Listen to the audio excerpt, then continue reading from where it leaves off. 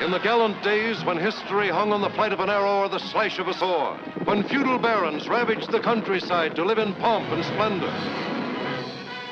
It is truly colorful, exciting, fascinating entertainment every minute of the way. Moonsea Adventures. Hello and welcome back to the Moonsea Adventures, everybody. It is a fine and dandy new year. It's been a minute since the party played here together, but in a brief recap, you guys have kind of come to discover a bit about what was going on in the city of Melvaunt. You came to the realization that there are different factions within the city. The city barely holding on at the point where you guys are at. The leadership of the city is gone. There are squads of city guards doing their best to kind of keep order, but the city's definitely falling into a state of anarchy in the time that you have been there.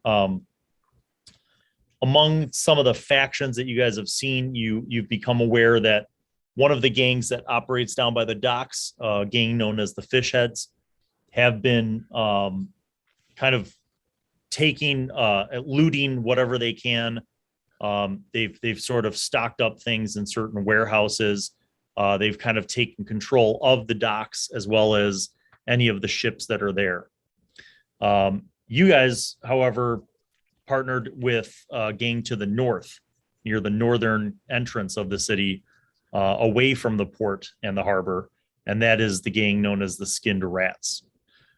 You came to know that they were a gang led by a figure known as the Night Lady, and the Night Lady's second in command, her lieutenant, is a gentleman by the name of Rakul.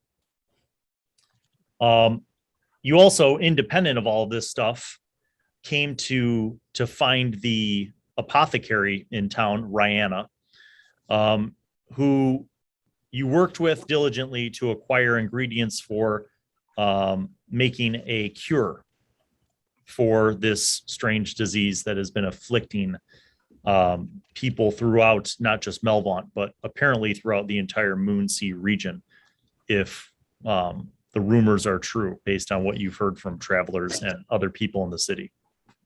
So, long story short, too late, you guys managed to protect Rihanna and help her, and she developed antidotes to this mysterious disease that's been going around. You guys actually were the recipients of these antidotes, so all of you are no longer infected. You have since been able to heal. You brokered a deal with the Skinned Rats to basically give them the recipe to make more, and Rihanna has now moved to their base of operations in the Crooked Crow Inn, which is one of the most secure buildings that you've seen thus far. Rihanna is staying behind to work with the Skinned Rats to continue making more of these potions, while you guys are going to be going north of the wall, outside of the city, to the road, so that you can head east to Thentia.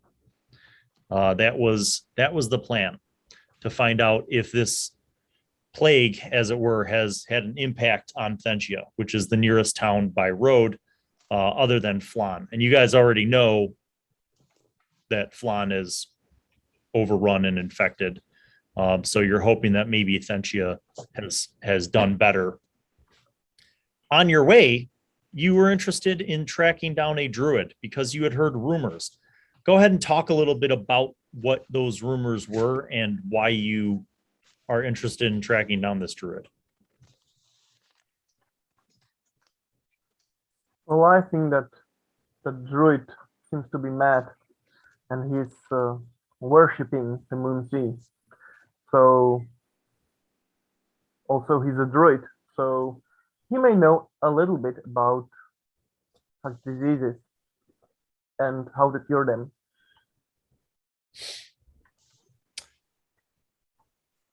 Okay. So and you guys also, there were a couple other kind of figures who you had some curiosity about. And actually we'll go to Harley as well. You had sent your familiar Murmur to spy on and keep track of one particular ship, a larger intact ship that was in the harbor of Melvon. And what did you discover? What did Murmur discover there? Well, Murmur discovered that the ship belongs to the noble named Lord Prospos, and that the noble is the Mr. Noble we received our last payment from. So he's on the ship together with our sailor friends. So Manzrik and others. Yes. And it's better not to meddle with them right now. And they have not left the port. You know that they have basically secured the ship, but have not yet left the port. Syllar, you are also aware of one other reason why you're hoping to safely make it to Thentia and back. And what else is it that you are seeking? Honestly, no idea. Well, you know that right now, Rihanna has a limited supply of the components that she needs to make more of the cure for this plague. Yeah. So along the way, something that you may be able to find either along the way or even in Thentia would be more of the herbs. And you guys were provided with, remember that you were provided with a copy of Rihanna's notes. So the ingredients, the preparation. And this is, I'm going to say that this is like 4 pages of copious notes that we'll be scouting for herbs and plants like we did earlier, trying to harvest more herbs for the potions. Okay. And finding those, and maybe ask the druid if he knows some of them, where to find them, or even has some. And of course, down to Thentia to see what we can harvest there. Right. So, that night. Yeah, but go ahead. Got a little more information on the druid. I learned that he makes sacrifices to the sea, so I think we might be able to find him closer to the water. Another thought I had, the guy that was our guest said he was bringing in a catch. And Ushun is just saying, he was bringing in a catch. Do you think he could have been bit by a fish? Because didn't Murmur say that there were sea creatures that were dead and twitching in the water? Yes.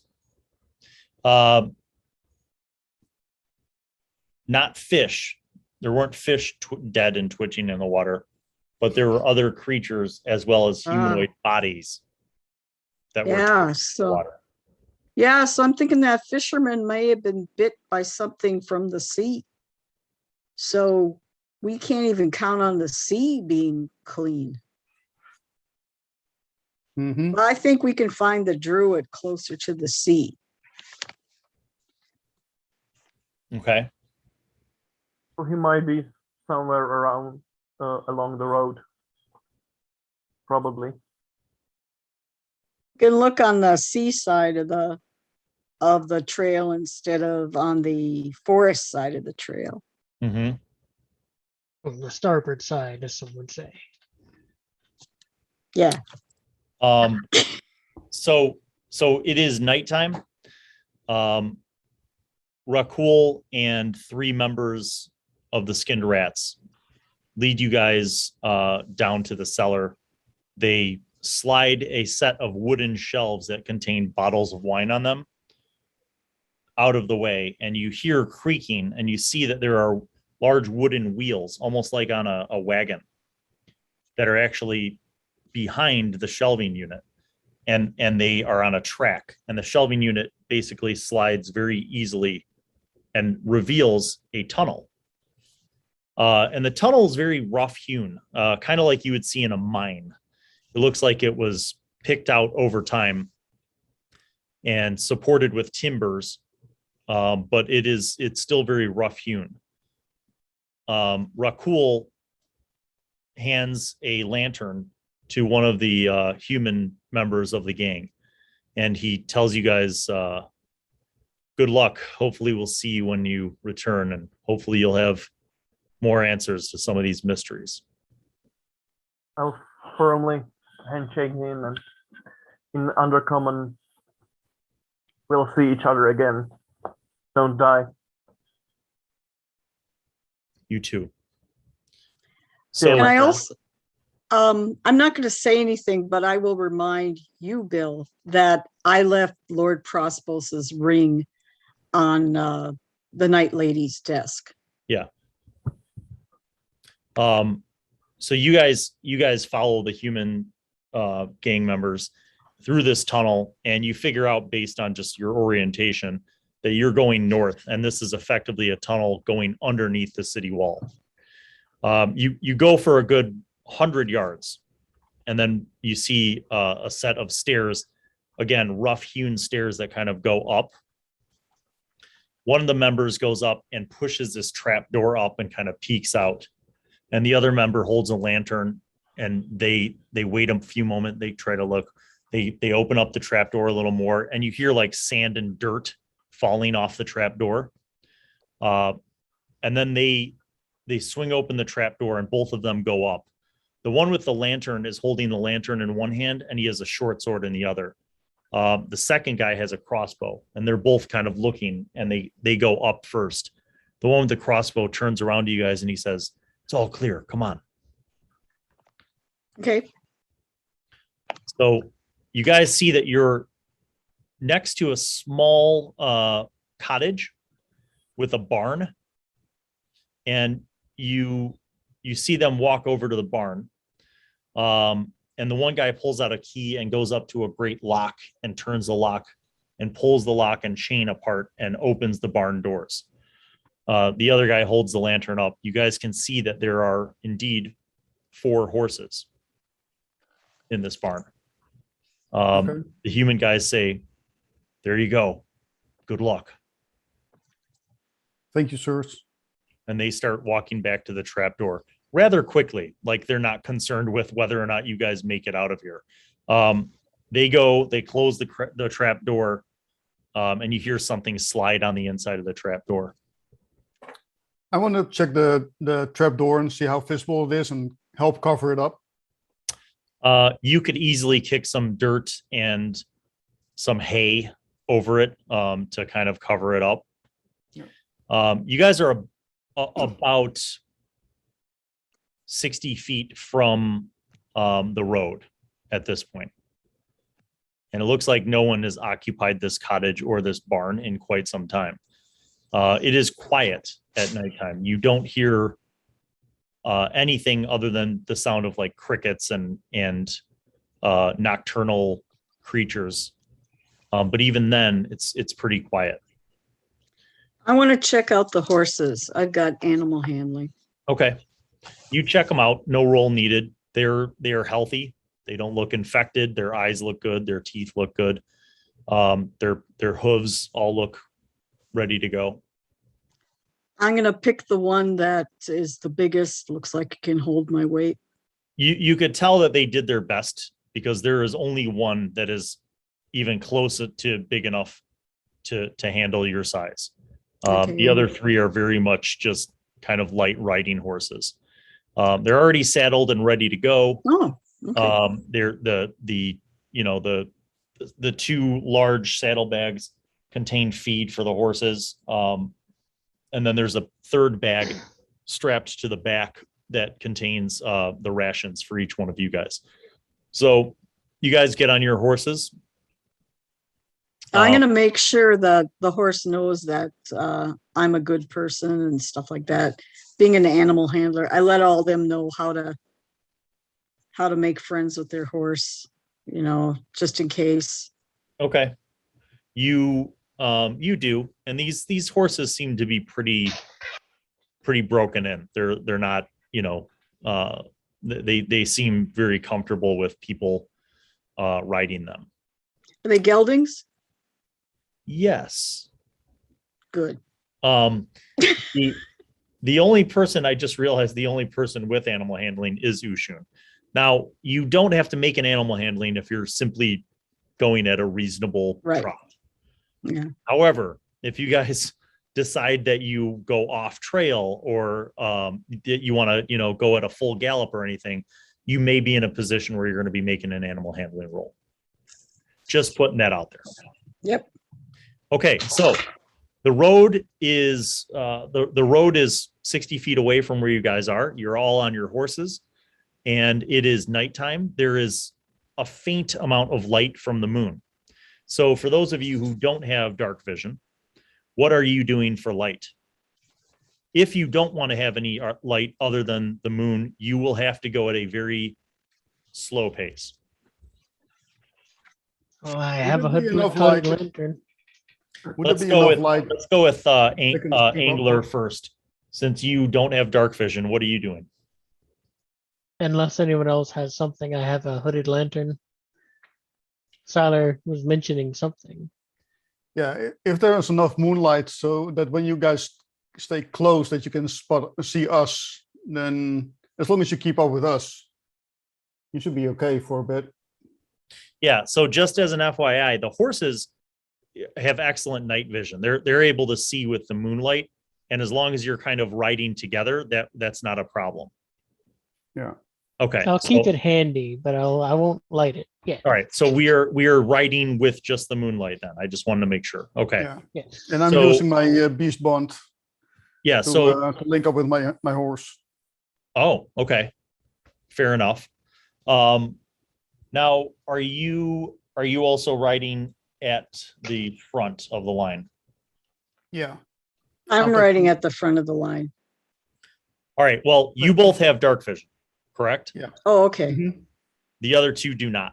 So what I need to know is you could ride two across side by side on this road. I mean, it's a fairly well-traveled road up until this plague began to affect the region, but it's a big enough road where you guys could ride side by side. So you could go two in front, two in back, or you could do staggered or single file.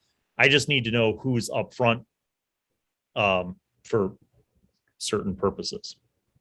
I would recommend that Syllar and Harley ride up front and Angler and I ride in the back. Well, actually, I can use Murmur as my night vision goggles, so he can see also in the magical darkness. So I think that should be no problem. Okay, so you are basically holding on, but you're using Murmur. So that means your physical eyes are not in use. Yeah, like he's sitting on my head or on my shoulder, and I'm looking with the slight offset. Okay, got it. Driving through desk cam. All right. Then when I have you make a perception check, you'll be making that with Murmur's stats. Okay. Instead of your horrible perception. Yep, I just have to find Murmur. So you guys begin traveling, and the first several hundred yards, you're just going at a reasonable pace. It's quiet. You pass the city of Melvaunt. You are past the city. It's in your rear view. You're moving along. The road begins to, after going east for a ways, it begins to kind of go south along the coast. It sort of follows the coast. Now that it sort of takes you on a roundabout way to Thentia versus going straight east or straight slightly southeast directly to Thentia, but it's a question of whether you want to stay on the road or if you want to go off road. So I'm based on our prior conversation, you guys have elected to go on the road, right? Yep, definitely. Okay. All right. And I'm letting my horse know that we're setting off to Thentia. Okay. Because it's only less that long that beast won't. So I inform him of our goals, so it knows where to go. And I'm gonna try if I'm after a while, if I'm comfortable enough on this horse, I'll break out my bow and knock an arrow just to be ready. Okay, you can. All right, let's see. Angler, I need you to roll a d20 and tell me what the result is. Alrighty. It would be my solemn pleasure. 10. 10. Okay. The first 10 minutes goes by. You guys are now past the city. You've started following along the coast to go south further. And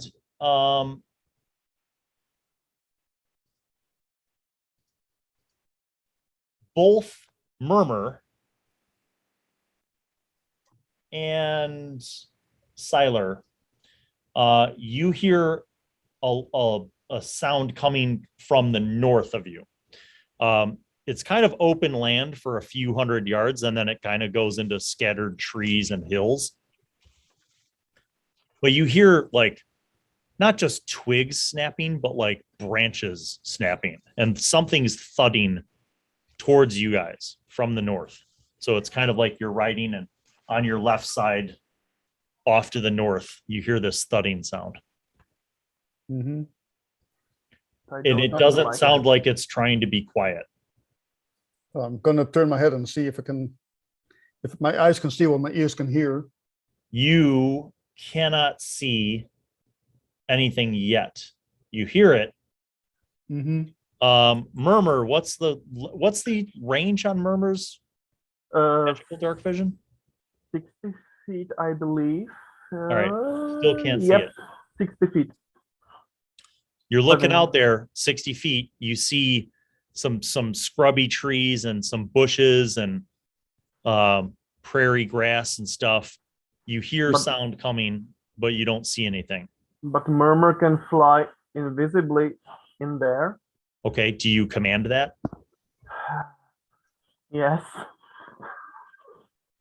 Okay, so now you are riding a horse blind because you're looking through Murmur's eyes, which is fine. You could feel the horse under you. You're holding the reins. Murmur flies out, and about 10 seconds later, Murmur says, "There is a large ogre, and it is running towards you." Apparently, I have danger sense. Okay, well, you sense Interestingly danger enough. coming from the north. Oh yeah, fine. Yeah. Okay. And moments later, after Murmur indicates that there's a large ogre coming towards you guys, those of you with dark vision see a large ogre. And it is now running towards you guys. And you notice that its movements are kind of stiff in some ways, but frantic, like it's propelling itself to go forward, despite the fact that it's stiff. And as you see, as it kind of gets within your 60 feet of dark vision range, you see that it has like a bunch of arrows sticking out of it, and like part of its flesh on its side is missing, and it's running full speed at you. And it's got like ooze all over its face and eyes. Okay. And now you will roll initiative.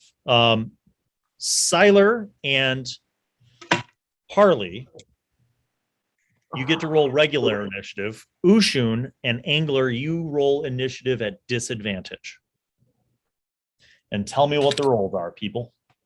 11. Measly 7. 10. And First roll of the year. got a natural 20 and a 10. Oh, well, all right. So Angler and Ushun both have a 10. Yep. All right. That's a 10. And do I get a reaction because I already had my yes, bow out? You get to blast away. All right. Collect. do it now. Okay, so you could go ahead and get off a first shot. It's within your longbow range. You have a longbow, right? Yeah. Yeah. +5 is 23 to hit. Oh, yes. That will definitely hit. It does not have a superb armor class. And that's a 6 + 2 is 8 points of damage. 8 points of damage. All right.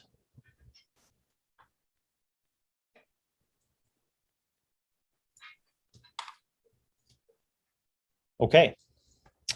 All right. This brings us then into initiative order. So, Harley. Okay. When I work out of murmur, can I see somehow the ogre? No. Okay, he is then. just at the threshold of the 60-foot range of dark vision. Okay. So in that case,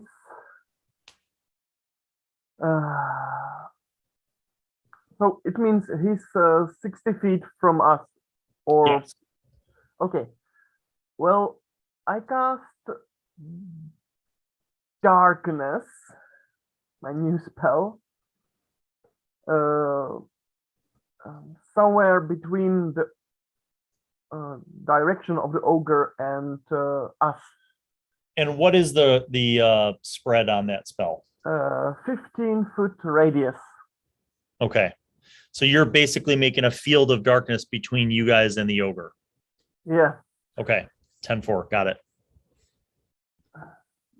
And this is magical darkness. So Murmur can still see through it, but the rest of you are screwed.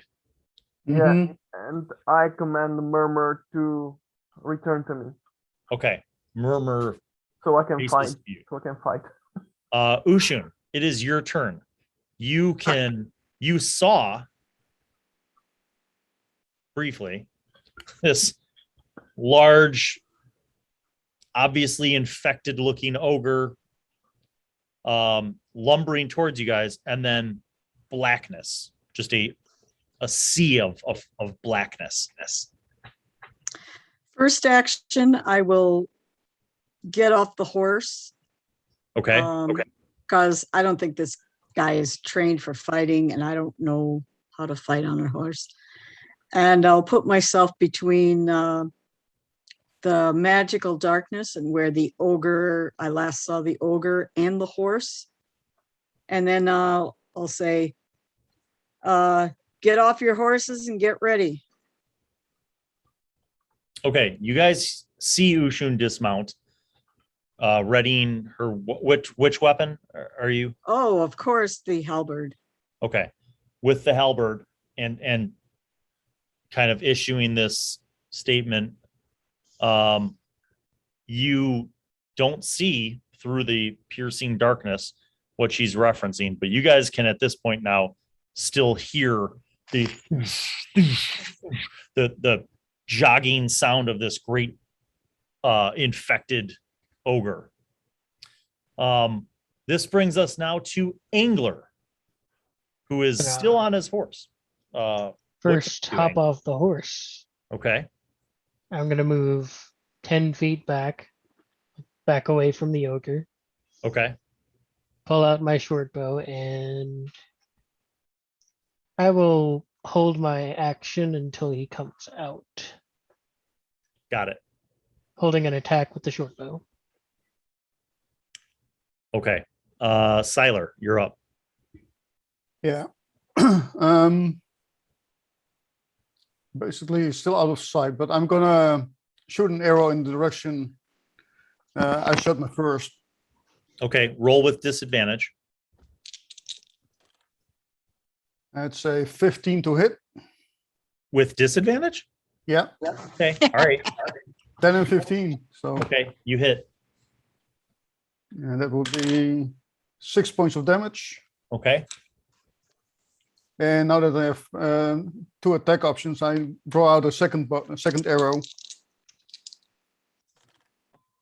with a disadvantage of 9. That is still a hit. All right. I mean, it's a big target and it's undead. I just If love it's the understood, archer it makes another archetype. 5 points. 5 more. Okay. Yep.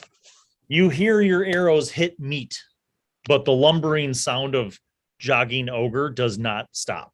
I had hope. As it continues. And it uses its full movement and full round to run towards you guys. It finishes its round with nothing left to attack with, but it emerges from the cloud of blackness. And it's just right on the edge of the road. So everybody who didn't move out of the way, which is all of you, next round it will be right up on you. Okay. Hey, I moved 10 feet. That's true. You moved back 10 feet, which means you can attack with ranged weapons without disadvantage. The rest of you are in melee range of this large creature because he has reach. So we start the round. Oh, I'm sorry. No, you held your action, didn't you, Matt? So Yes. Go ahead, fire off a shot. To hit, that's a natural 20. Oh, hey-oh. Nice right. one. What is that? The short bow? Short bow, yeah. So it's automatically 6 plus roll another d6 and then add in your damage modifiers.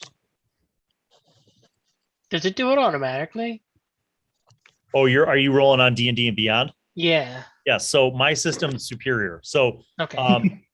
because on D&D Beyond, it would just roll 2 d6s for you. Yeah. Okay. So pick one. Just roll 1 d6, add in your modifiers, and then add 6 more to it. Mm-hmm. Okay, I can do that. Or use the first die if it rolled with advantage. I rolled a 4, so it's 8 plus 4, 12 damage. Nice. All right, top of the order, Harley. You could see it. It's right in front of you, and it has a very large weapon. How many feet is between us? 10. Okay, so I'm in his You are in his reach. danger zone. Okay, so it means when I come closer and attack him, he won't have attack of opportunity. Correct. Okay, so it means that I hex him as my bonus action. Okay. And I will give him disadvantage on strength checks. Okay. And I'll attack him with my silver rapier. So where's my dice? So hex was the bonus action. Yep. And then now your main attack is your rapier. Yep. 25. To hit, that's definitely a hit. And it's 1d8 for rapier and 1d6 for hex. So d6 and d8. Okay, that's not good. It's 12 damage piercing and 1 damage necrotic. Okay. 12 piercing, 1 necrotic. All right. This brings us to Ushun. Okay, I have reach. Yep. Just want to know if I'm able to hit it. Yeah. Okay. Absolutely. He's right there. So what do I got? I've got a 28. That's a hit. Yeah, we'll see what we get here. Sank my battleship. Okay. So that's an 8 damage. 8 total. All right. That brings us to, well, it would have been Angler, but you moved down in initiative order, so it would be Syllar now. All right. I'm gonna try and tactically drop my bow and see if I can hook it on the horn of the saddle. Spare an action. Yeah, sure. And then drawing my swords and knee my horse towards the ogre and try and get a sword slash in. Since he's a tall guy, right? So yes, sitting on the horse. If you're on the horse and you want to ride up and attack, you can do that. Try and get and lop his head off. Right. Because he's close, I'm not going to make you roll an animal handling check. All right. So regular. Oh, crack. Net 1. Seriously? Make a dexterity save. That's a dex save. +5, that's 24. Okay. You do not fall off your horse. All right. Angler, your turn. All right. All right, dice jail. And this ogre is just, as it's close to you now, you could see that it has sustained a tremendous amount of damage. Its wounds are infected, but it seems to just be pure locomotion of meat and flesh and bone just raging on you guys. Harley is 5 feet, right? Within 5 feet? Yep. All right. I'm going to use my short bow to shoot him. All right. That is an 18 to hit. Yes, hit. Let's see here. Damage is 12 damage. And I will also use my bonus action to do a psionic blade attack. Okay. Ranged. To hit, it is 26. That's a hit. Damage is 9 total. So 21 total. Nice.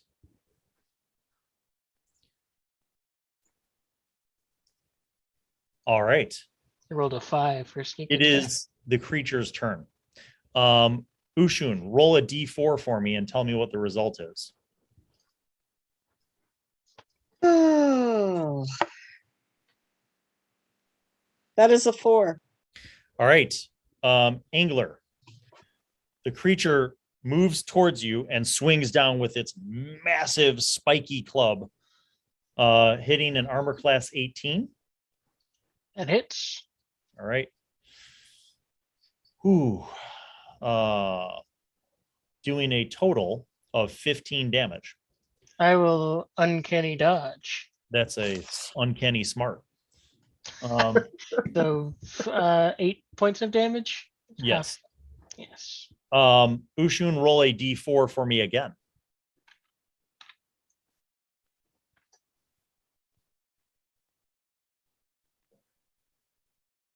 Yeah. That is again a 4. Oh no. Armor class 16 hit. That hits. Okay. This one is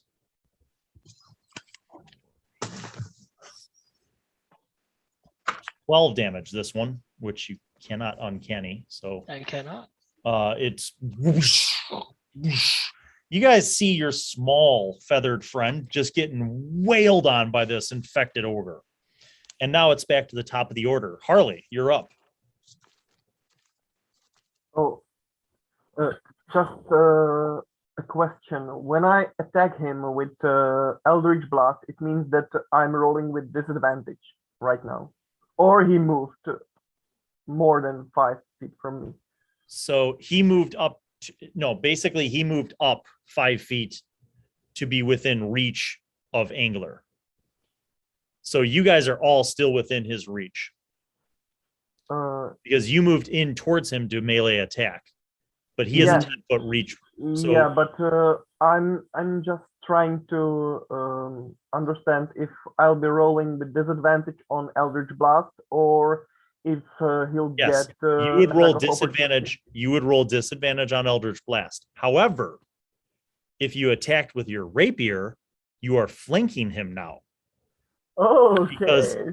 Because he moved up to Angler. So it's between you, Ushun, and Angler, you would now have advantage because you're flanking him. So okay, so it means advantage on attack rolls. Yeah.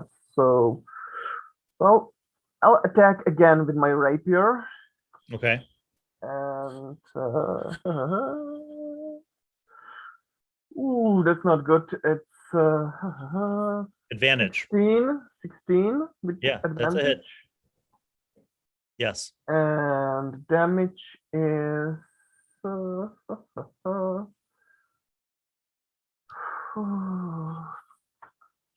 my dice? Okay, 3 necrotic and 9 piercing.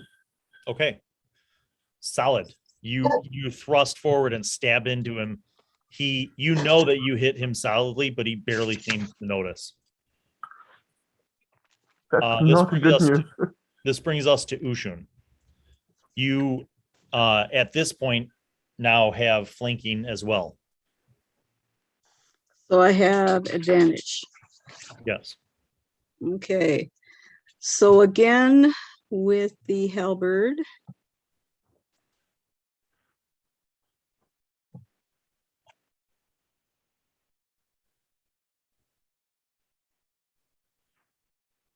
That looks like a 15.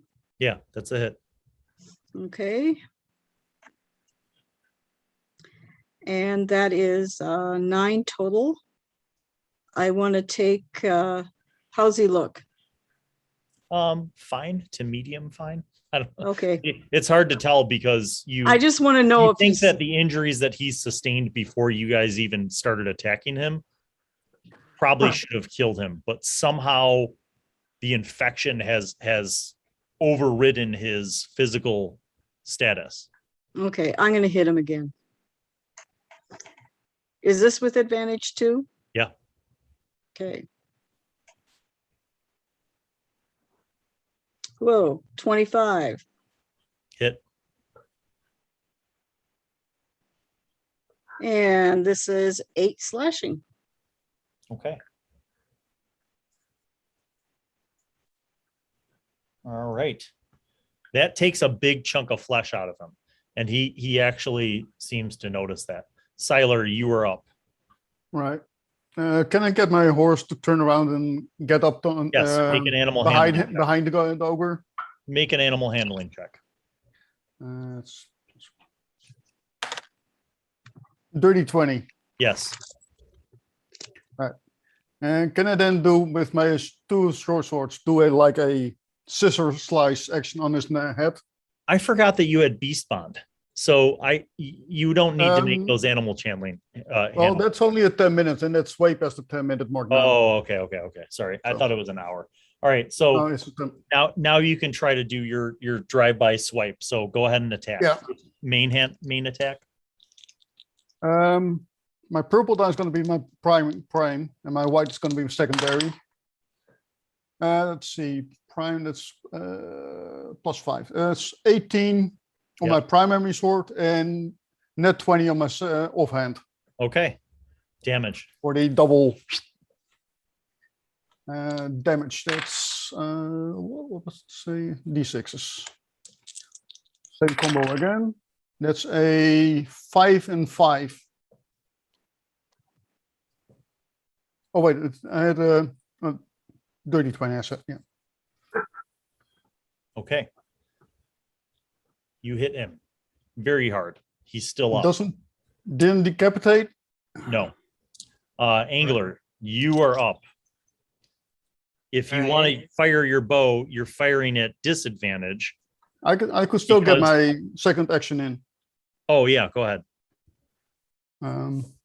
So let's see, that's a 15 to hit.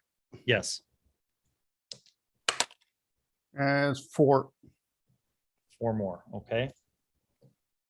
All right, Angler, if you attack with your bow, you'd have disadvantage because he's within your reach, but you also have flanking, so that would cancel out the disadvantage. It would be a straight roll. Gonna drop the bow and pull the rapier. You can. If you drop the bow and pull the rapier, then you can get your attack with the flanking bonus, which counts as a sneak attack. So you can add your sneak attack dice. Precisely what I'm going to do. Okay. To hit, it is dirty 20. Yep. And so damage, including sneak attack damage. 14 damage too.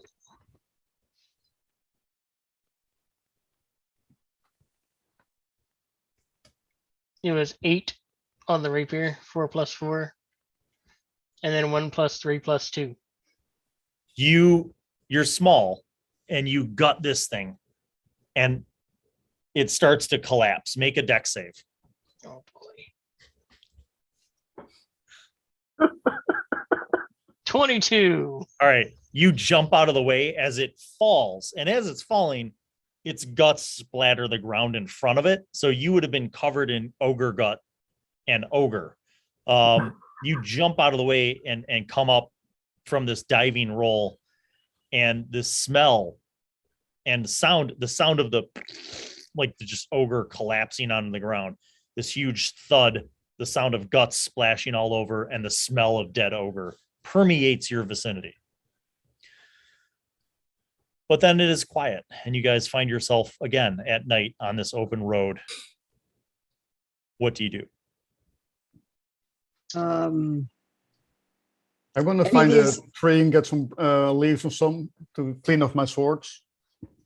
Okay. Any of these arrows look salvageable? Sure. Since my bow is underneath the thing, since I dropped it, I'm just going to leave it there. Okay. So I will remove that from my inventory. All right. And buy a new one later. Now, how I'm taking these arrows out? Very carefully. Yeah. I'm covering my hands with a cloth, and I'm just poking it through and pulling it out the other side. All right, just roll a d6. If you get a 4, 5, or 6, it's a successful recovery.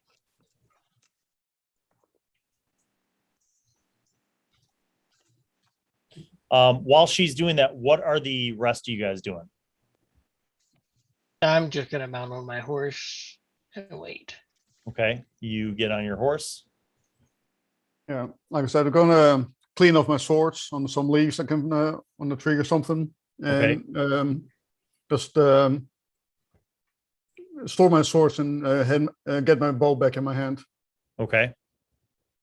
Well, I clean somehow my rapier and I pull out a pipe I found way back in Anthony Manor, and I give it a shot.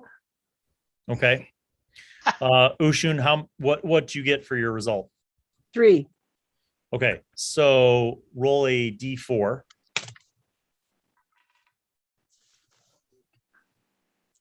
While she's doing that, I'm actually going to bandage myself. Okay, got a 2. Okay, you're able to recover 2 arrows.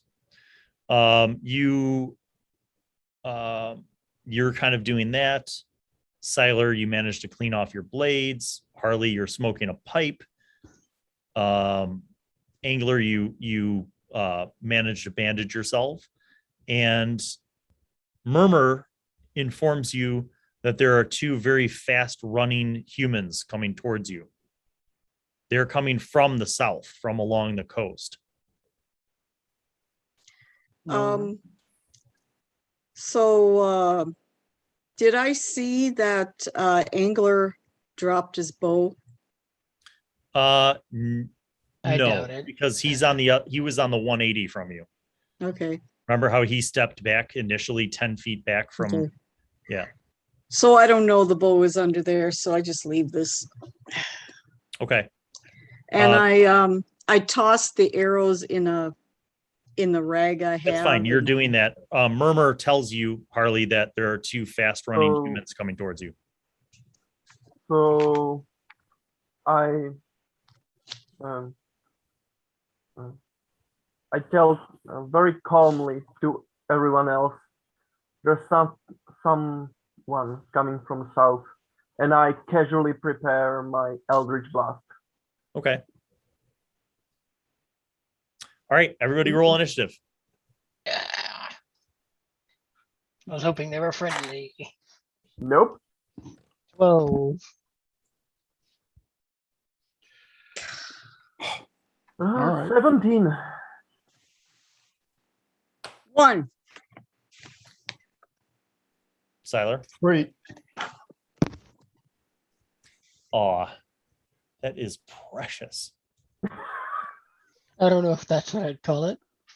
Harley, you see 2 very fast running humanoids who are coming towards you guys. And they are within 60 feet.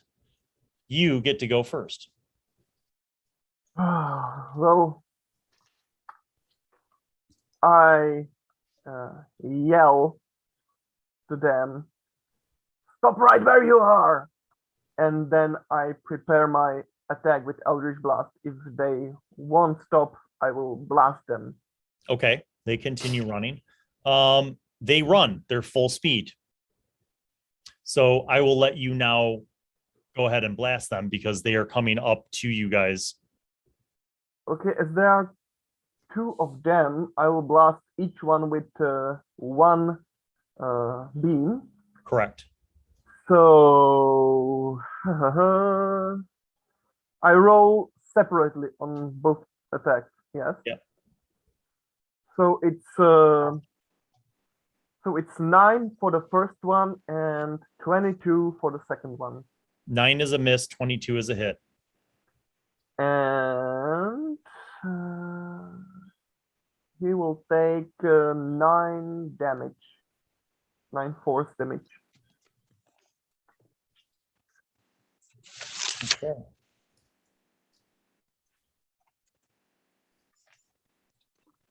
All right. This brings us to Angler. Now, these 2 things have run, they're right up in your stuff now, but because they blew through their full movement, much like the ogre did, they will not be able to attack you in the first round. Oh, I'm sorry, I forgot to add my bonus for agonizing blast. It was 13 damage. Okay. 13. Not 9. All right. Doesn't So agonizing blast also push? No. No. There's a repelling blast that does that. Okay. Agonizing just adds Exactly. your charisma bonus. All right. So Angler, you are up. How far from me are they?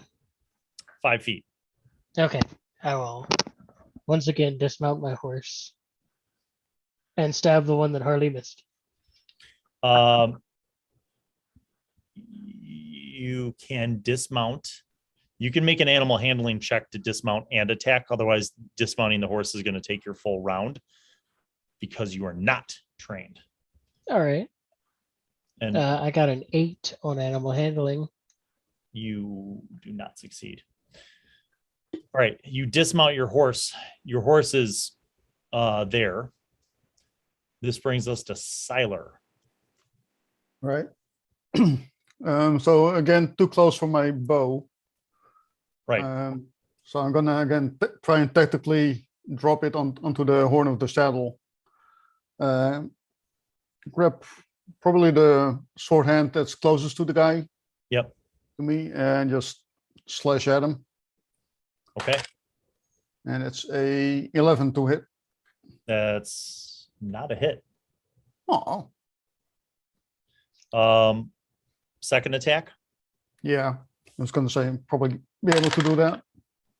There will be a 14 and 5, 19 to hit. Yeah, it's a hit. And it's D6. 7 to hit. 7 damage. Okay. All right, Ushun. There's one next to you and Harley, and there's the other one that's next to Syllar and Angler. So the one next to you and Harley is the one that Harley damaged. So your turn. What does he look like? He looks like an infected human, like maybe somebody from the countryside or from town. All right. Well, no problem there. I will attack him. Let me see, Halberd. Oh yeah, 29. Okay, damage. Yeah, damage, I guess. Okay. 9. All right. You give him a solid thwomping. It is their turn. Harley, make a athletics check. Are you trained in athletics? Oh, I'm not very athletic. Okay, so you're going to make an athletics roll, which is, I believe, your if you don't have proficiency, you don't get a proficiency bonus. Yeah. Your strength is 8. Yep. So it means you're going to roll and add, and you're going to subtract 1 from your roll. Yeah. It's 8.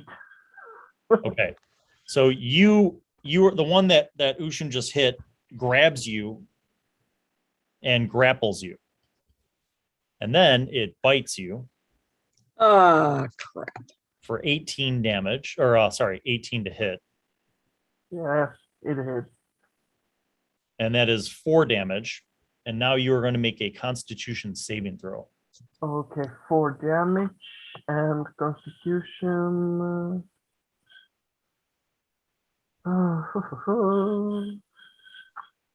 11. Nope. You are infected. All right. The second one that is over by, oh, hold on. I need to roll who it's attacking first. This one is attacking Syllar this time. You are also, you're also going to make an athletics check to resist this grapple. I don't think I like that. Ooh. Yeah, I rolled really well. It's not that they're all that awesome, but. I got a +5 on my athletics, so let's see. Net 20. Ha! 25. All right, you actually avoid being grappled. It still lurches out to bite at you. I wish I could show you this screen because I rolled the nat 20. You are bitten for a measly 2 damage. I rolled a 1, so you're going to have to make the con save though. All right. 21. Okay. You are not infected. Take 2 damage from the bite. And you are also not grappled. All right, this brings us back to Harley. I'll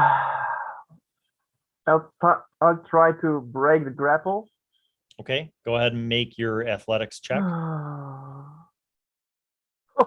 14. 15. You are still grappled. Angler, you're up. Would I be able to circle around Harley to the other side of the infected human and stab down like this without hitting Harley? Yes. Yes, I would like to do that. Roll. 16 to hit. Okay. Damage? Damage is 5, and I'm also going to use another psionic dice to whip another dagger. 15 to hit. Hit. Yep. And 6 damage. So 11 total. Okay. You plunge down on this thing and blood shoots out all over Harley. And then it falls off of Harley. Syllar, you're up. Yeah. I'm gonna try and get my swipes in on that guy that's next to me. Yeah. Net 1 on the first hit. Okay. Second attack is not possible. You can attack with your offhand weapon, though. Yeah. Go ahead. Oh, it jumped out, but it still landed nicely. It's a 9, so that's 14 to hit. 14 will hit. What's your offhand damage? 6. It's 8 points. Okay. Still up, but looking wounded. Right. This brings us to Ushun. You're over by the one that, well, the three of you now, because Angler came over. So Harley's obviously been bitten. He's got blood on this from this guy on him, and Angler and you are next to him. Okay. My first hit will be on this prone individual, stabbing in a particularly lethal spot just to make sure he's dead. Do I even describe have to what you want to do? Oh, I want to stab him basically in the throat. Okay. Make sure he's dead. Roll with advantage. Go ahead. Oh, okay. Let me see what we got here. 22. Yep. Roll damage. And damage. Okay, that's a 9. All right, you stab down and basically you don't quite decapitate it, but it's pretty close. And it's not. Is he twitching? It twitches, like the legs and arms twitch a little bit, but like it seems like you've killed it. Okay, and then I'm going to move over to where Syllar is and attack that one from the back, if possible. If not, yes, just run over there. You can run over and flank him. Go ahead.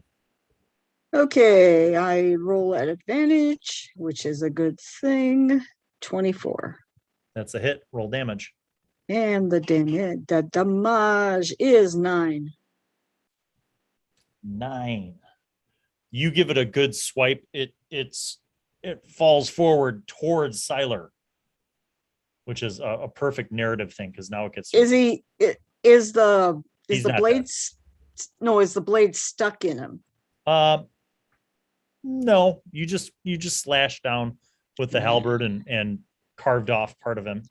Darn, I wanted to stick him to the ground. Anyway, next time. Okay. He's going to fall onto you, and you're going to make another grapple check, Syllar. Mm-hmm. Or acrobatic, or sorry, not acrobatics, athletics check. 19. Yes, you beat him.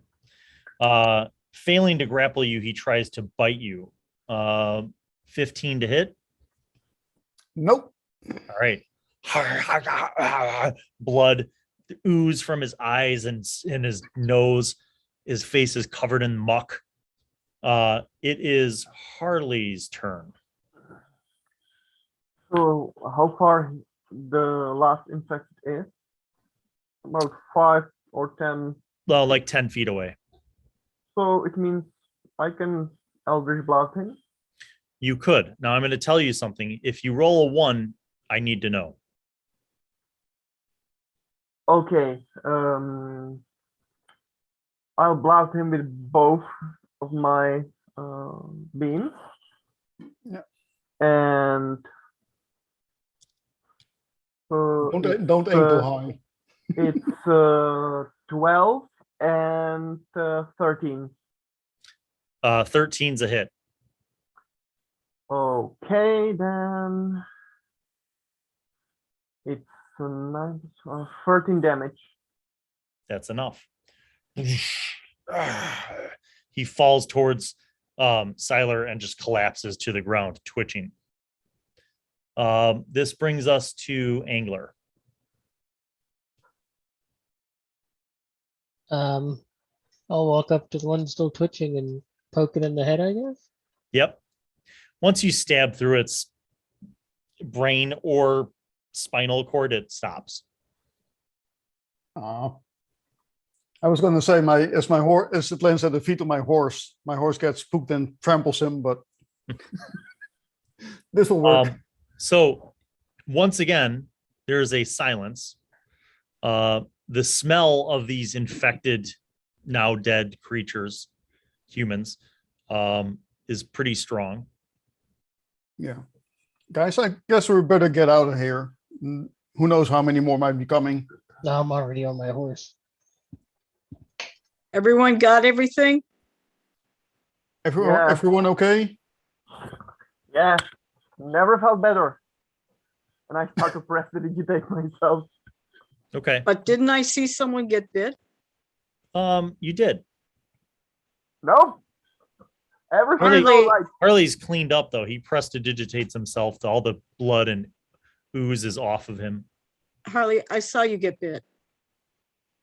We're going to be watching you, okay? Well, it's just a flesh wound, but okay.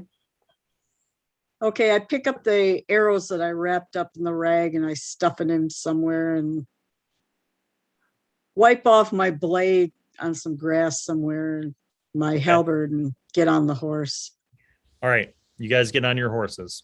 Continuing on the road. Let's stay close. I'm going to go a little quicker. Okay. You can. The horses can go at a trot, and yeah, you're moving along. Yeah, I'll lead them because I've got the animal handling. Yeah, so you guys with dark vision and animal handling can see up ahead. You travel for another 10 minutes, and then you come to the wreckage of a wagon. It looks like it may have lost a wheel, and it looks like it was loaded with people and things. There's no horses tethered to this wagon. There's a few bits of personal belongings, clothing, some spoiled food kind of scattered all over the wagon and all over the ground around it, and a lot of blood. Which one is it pointing? Coming or going to it Melvant? Looks like it was trying to go in the direction of Melvant, where you guys just were. Okay. Make survival checks for those of you with proficiency in survival. 13. 5. Yeah, that 5's not 18. It was almost an 18. The 13 or the 18 will tell you that as you're examining this area, it looks very much like a large number of humanoids in like boots and shoes came from the south across the road, and then there's footprints and boot prints all over this wagon area. A few tracks that head north kind of into the brush. And then a big wad of these footprints heading northeast, kind of in the direction towards Stentia. Ushun, you had the highest result. If you had to guess, you would say there are probably at least 24 sets of footprints that were part of this horde that came from the south and ambushed this wagon. Okay. Now, the two guys that attacked us, they came from the north, right? They came from the south. They came from the south. The ogre came from the north. The two guys that attacked you came from the southwest. Okay, guys. Looks like we got a problem on the south here because the attackers seem to come from the south. Mm-hmm. And so you if we guys want figure you're about 3 miles. The trail that you're on, the road that you're on, is about 3 miles north of the coast. Yeah. So it looks like someone came from the south, attacked this wagon, which is headed toward Melbont from Thentia, which doesn't look good for Thentia. And looks like there's bandits in the area of some sort, or just a lot of infected people in the south. Can't tell whether anyone was infected or not. I'll sniff the air a little bit to see if I can smell the stench of disease. This seems to be at least 5 days old. Yeah, this is too The only old for reason why me. you're able to gander the tracks and whatnot is because it hasn't rained. Right. So I don't know whether the attackers were infected. I don't know whether the travelers were infected, but looks like we've got maybe bandits. I'm going to look through the personal belongings, see if there's anything valuable left. Okay. Anybody else doing that? Yeah, I'll jump down. Okay. So you two are dismounting. You're gonna do make investigation checks. Harley and Angler, what are you guys doing while they're checking out the wreckage? I'll just hold a perimeter with my no night vision. Well, I sent Murmur just to scout some radius around us. Okay. Just to know if there are other enemies. Okay. Murmur flies off and starts doing a perimeter. Okay, so investigation checks from Ushun and Syllar. 12. 15. All right, so the 12 basically doesn't reveal any new information. It just solidifies that there were obviously some kind of people on this wagon that was heading up the road towards Melvaunt when it got ambushed. Syllar, you were kind of looking around and maybe on the opposite side on the ground amidst some of the personal belongings and torn clothing. You find a couple interesting things. Number one, you find some silver pieces, specifically a pouch with 3 silver pieces and 36 copper. And the silver pieces have the minting, they're minted by Thentia. You also find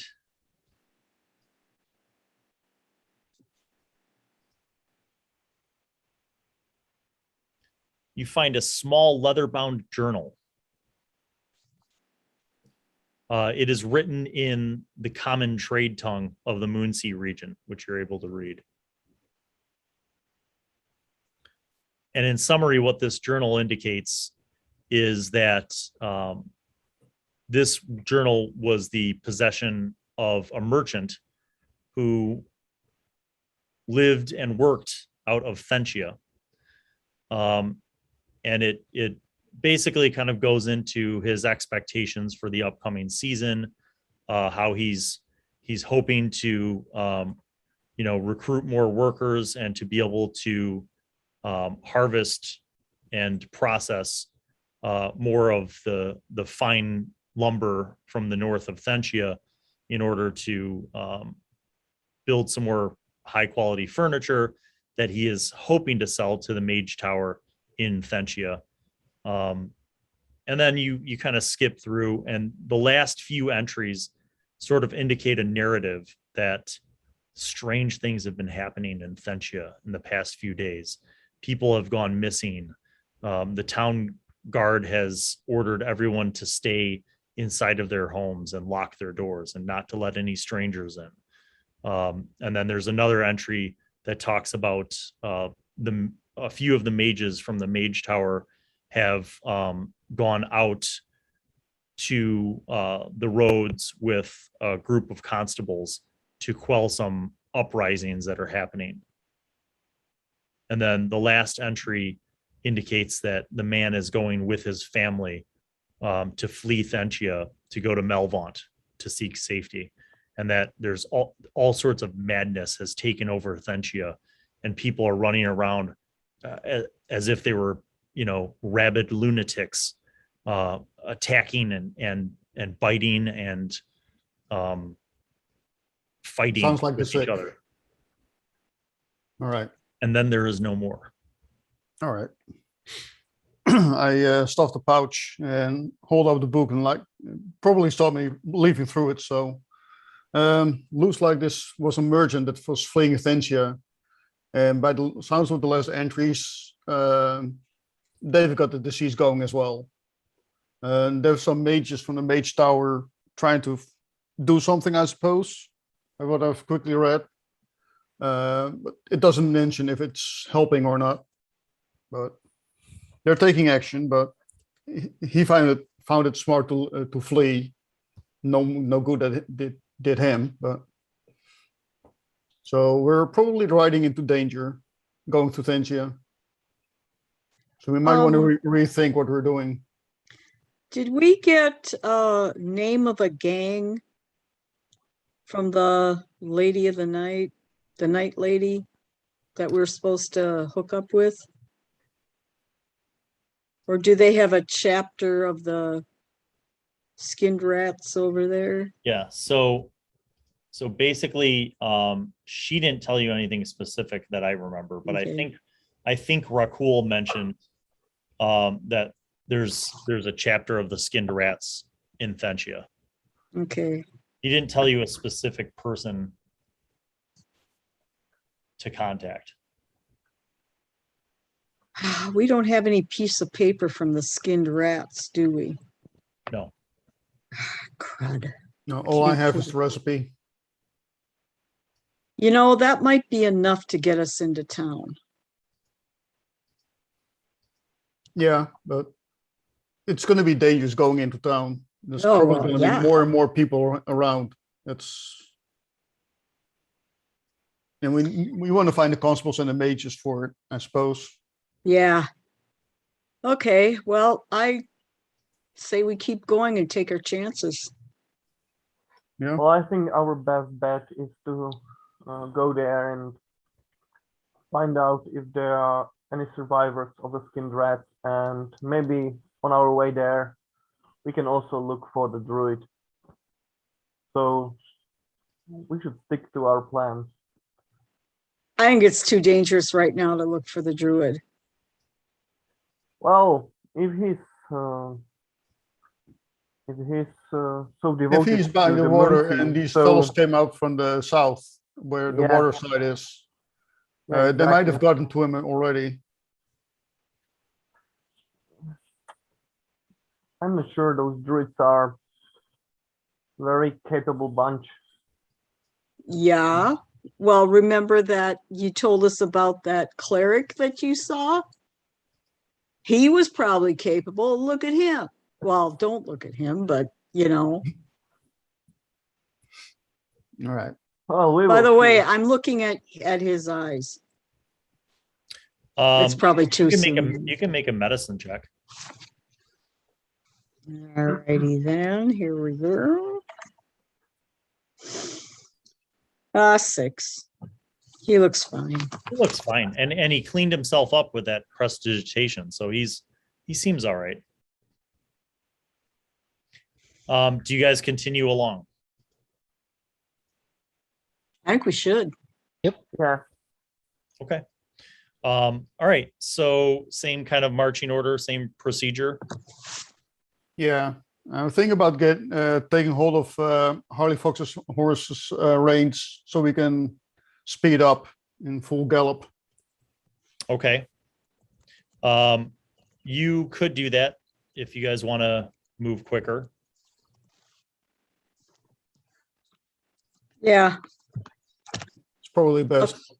keep him going. Yeah. Okay. All right. So you kind of pick up the pace, and you a half an hour goes by, and during that time, while you're on the road, at one point you hear some infected coming towards you and snarling, and they're like jogging and limping, running after you. But as you are on the horses and you're moving quickly, you kind of ride past them. You figure that you've covered, after a little bit more time, probably like an hour and a half, let's say, and you've gone about 15 miles. So you feel like you're about halfway there, and you're on kind of the southernmost dip of the road before it heads back up the coast towards Thentia. You're going across the road, and you see that there are a series of logs that have been set up across the road that block the road. Now, you are on horses, so you could easily go off-road and go around. But it looks like someone intentionally brought these logs there to stop any wagons from passing by.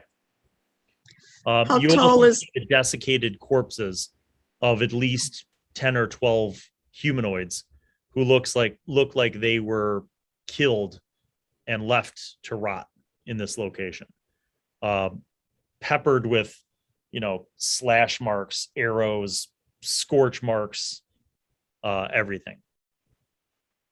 Should we stop and burn them? If you want to make a medicine check, you can determine how long they've been dead.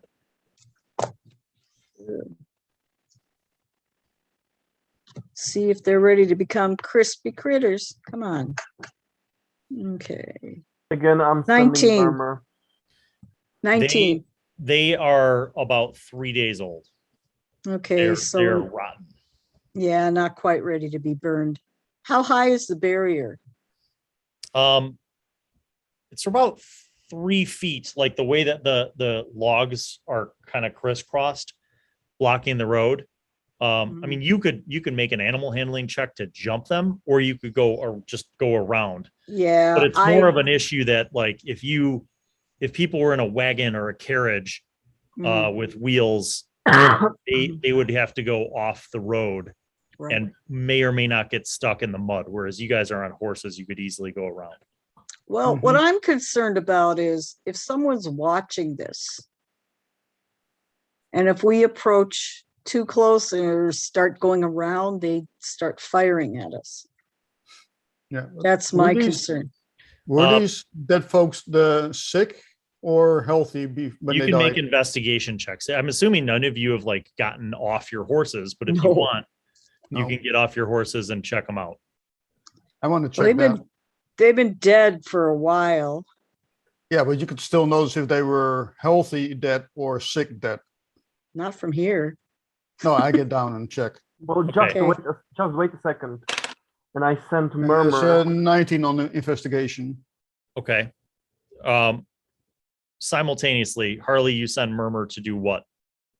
Well, I want to look around those barriers and slightly off the road on both sides, just to know if there are any people around. Okay. I will get back to you in a second. Syllar, you get off your horse, and what would you get, a 19 for investigation? Yep. These people do not look like they were infected. If anything, they look like normal people who were maybe refugees, and they were butchered here and left to rot. Okay. Oh, they don't look sick, so somebody took care of these folks. Harley, Murmur tells you that there's a group of men on the north side of the road and the south side of the road, about 100 feet away. There are about 5 men on each side of the road. All of them are armed, and they are hiding behind some bushes. I immediately convey that to the others, and I prepare for fight or flight. Okay, so Harley explains to you guys that his familiar has seen a cluster of men both on the north side of the road and the south side of the road, about 100 feet away from where you guys are right now, waiting in ambush. Does he say if they look sick? Do you want to send Murmur in for a closer look? Well, I believe that Murmur is intelligent enough just not to go too close to them. But I want just to observe them for a bit, and maybe from their behavior to assume if they are infected or not. But I believe they are not infected, because otherwise they would swarm us already. Yeah, they're not moving. They don't seem to be infected because they seem to be kind of holding their positions, and they have weapons. Would it be light enough for them, even with 60 feet dark vision, to see us from that far away? Or only if we go off-road around? It's you guys are you aren't carrying any lights. No. You're just relying on moonlight and dark vision. So you can't see where they are because I mean Harley told you that Murmur saw them 100 feet away from your position. Mm-hmm. But you also feel like they probably can't see you because you are not carrying any lights. I'd whisper and say, just try and go around and just full blast away. Well, I got a plan. Just stick with it, and we may be able to run away.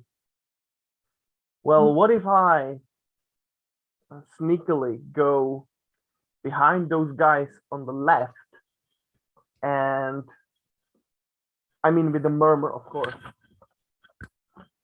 Then Murmur would hide behind in a tree and speak with my voice. They would think there is someone, and maybe they will rush that position. And we can go around from the northern side of the barrier and trot away. I speak up in a louder voice.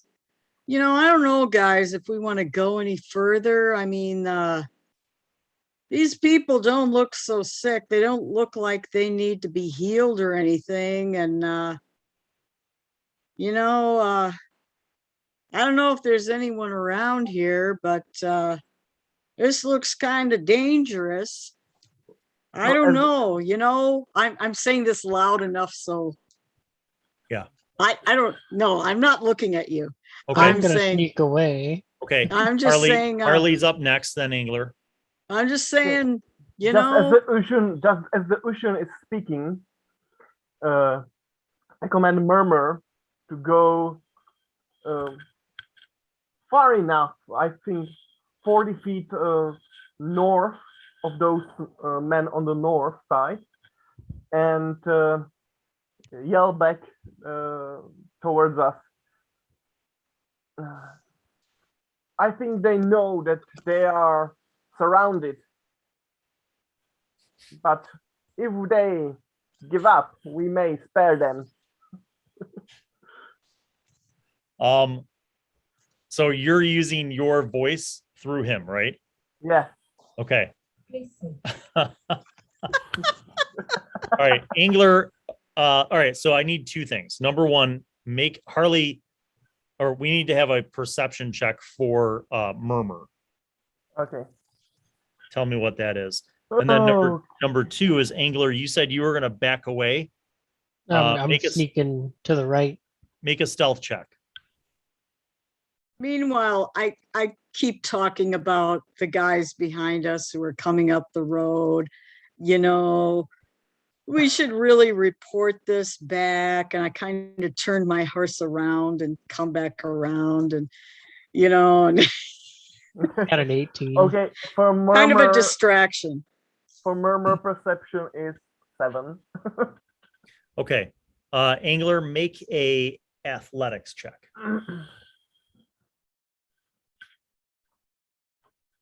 13.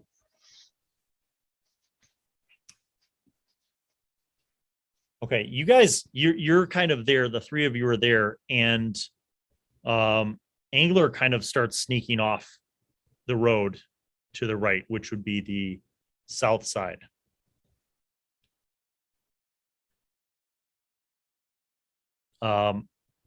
Syllar, what are you doing? And Ushun, what are you doing? Because you both have dark vision. I'm kind of looking on each side and make a perception check. Prancing my horse around, you know, like I'm getting ready to go back or something. Okay, make a perception check, and then Syllar, same thing for you. Perception? Yeah. 12. 14. Okay.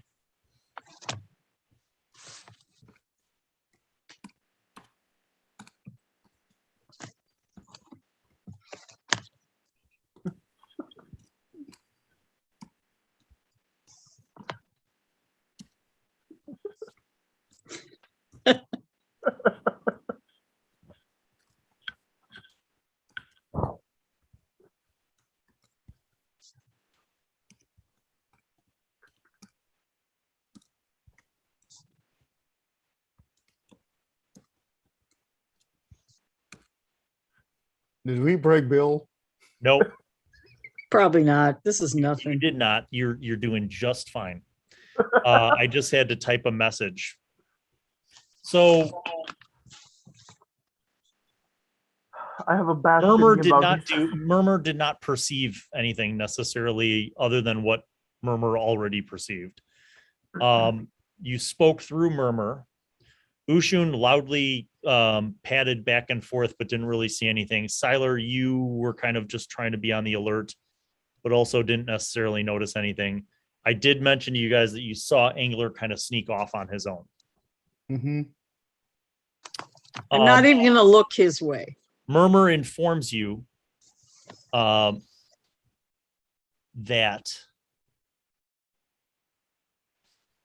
the group from the north are now walking towards the place where you guys are.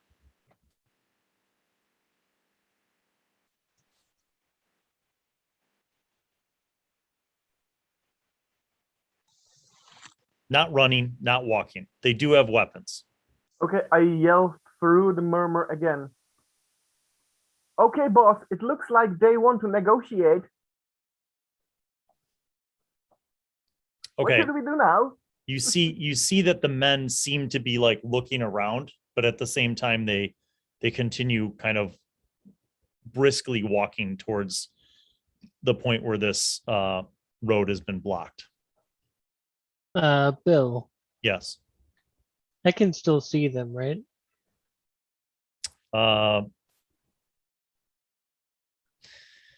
Harley, Ushun, and you don't see them because they don't have a light source. So you're 30 feet away.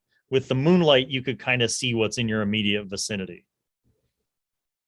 They could see you. I got you.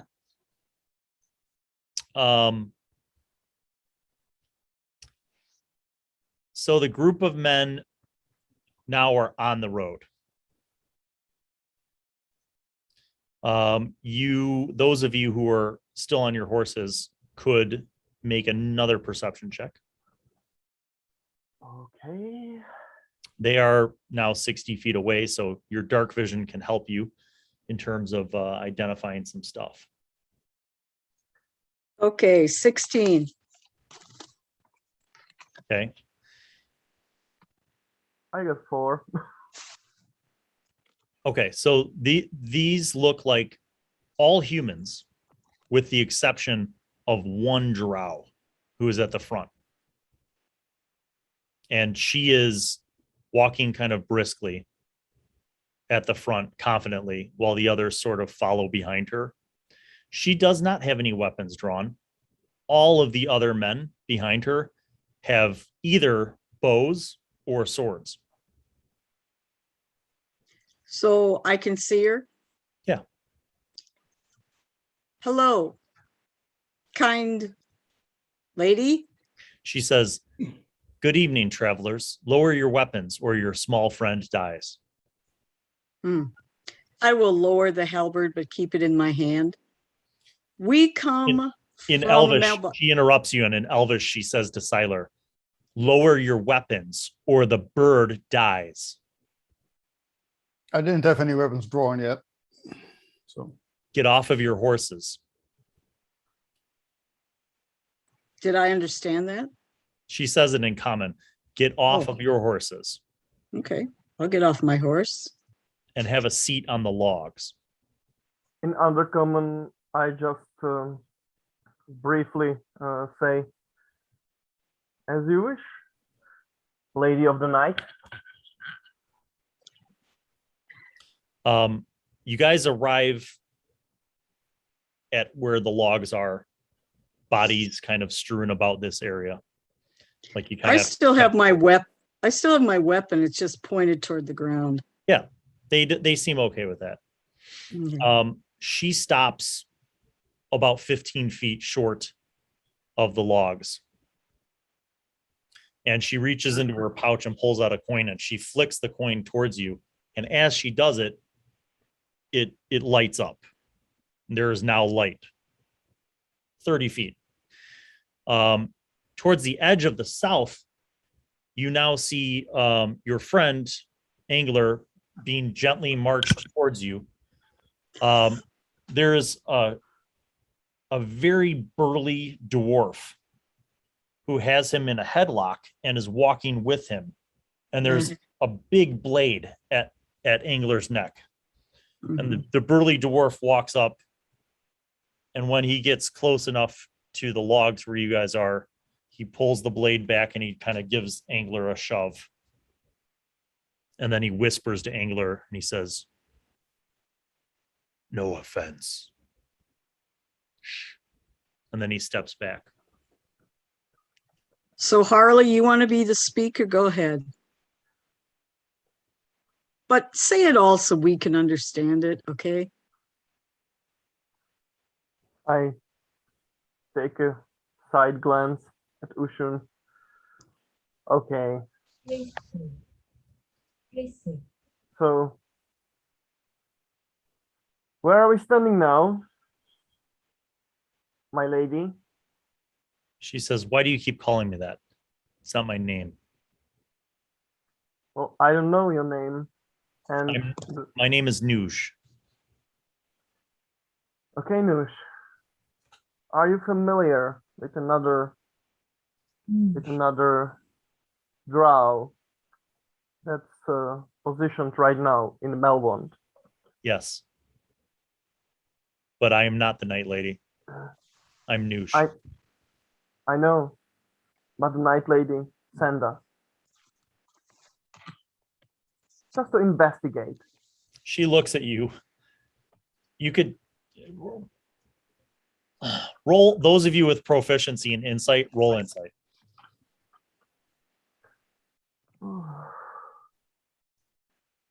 Okay.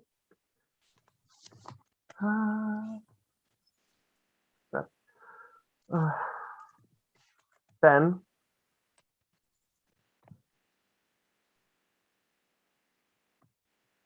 You could just tell that she's kind of disbelieves what you're saying, and she's like looking at all of you. And you see that her hand kind of drops to her side, and you see her fingers kind of like moving around a little bit. Angler, you recognize the hand signals that she's making. She's using some thieves' cant to communicate to the guys behind her. And she basically tells them to send an arrow to the south.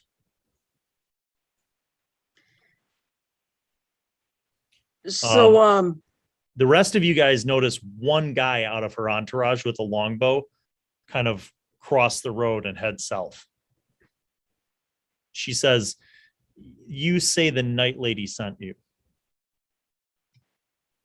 Yes, and Rakul sent his regards. Yep, we met her. Rakul and the Night Lady sent you. Yep. It's hard to believe, isn't it? Did they give you anything?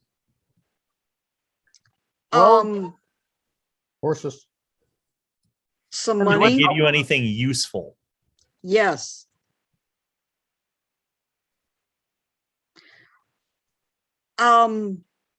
We're not willing to give it to you until we know that we have safe passage. Passage to what? A safer place. I'd rather not camp in the middle of the road. She smiles and she says, there's no safe place left. Fenchia is a smoldering ruin. Why do you think we're out here? As is Melbont. That's why we are here. Just to investigate what's left of Fenchia. She says, "We'll see if you're telling the truth. Bring your horses and all of your things. Follow us." And then she yells behind her. She says, "Krishi, let's go." And the whole group begins to move to the north. I lead my horse. Mm-hmm. You guys are following her and the group that she was with. But behind you is another group, the one that you presume Murmur had indicated. And there are about 15 of them.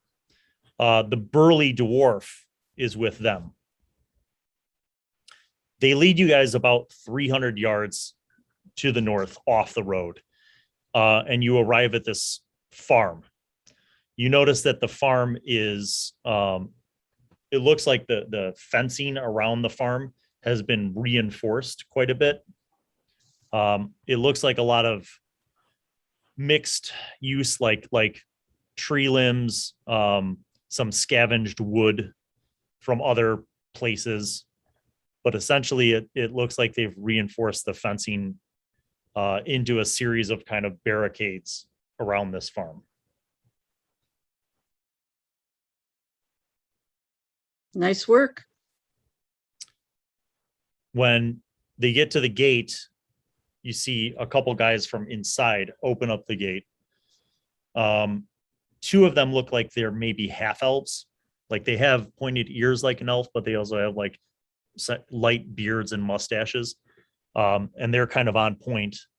The rest of the whole crew goes in, and they basically lead you guys to this large barn. She gestures to some stalls, and she says, "Let your horses go in there. They'll be safe." And then she sits down on a bucket that's overturned in the middle of the barn. Half of the guys that were with her ambush force go into the farmhouse. The other half are in the barn with you guys. And she says, "So the Night Lady and Rakul sent you." Yes, that's correct. "To Thentia." Yes. I start taking the stuff off my horse, and I take, if these guys aren't, I'm taking the stuff off the other horses, and I'll start grooming the horses, taking care of them. She says, Yeah. Yeah. How is it that all of you are alive and not infected? And how is it that, what status do you have to speak of with the Night Lady and Rakul? How are things in Melvon? Well, I wanted to talk to your apothecary about that.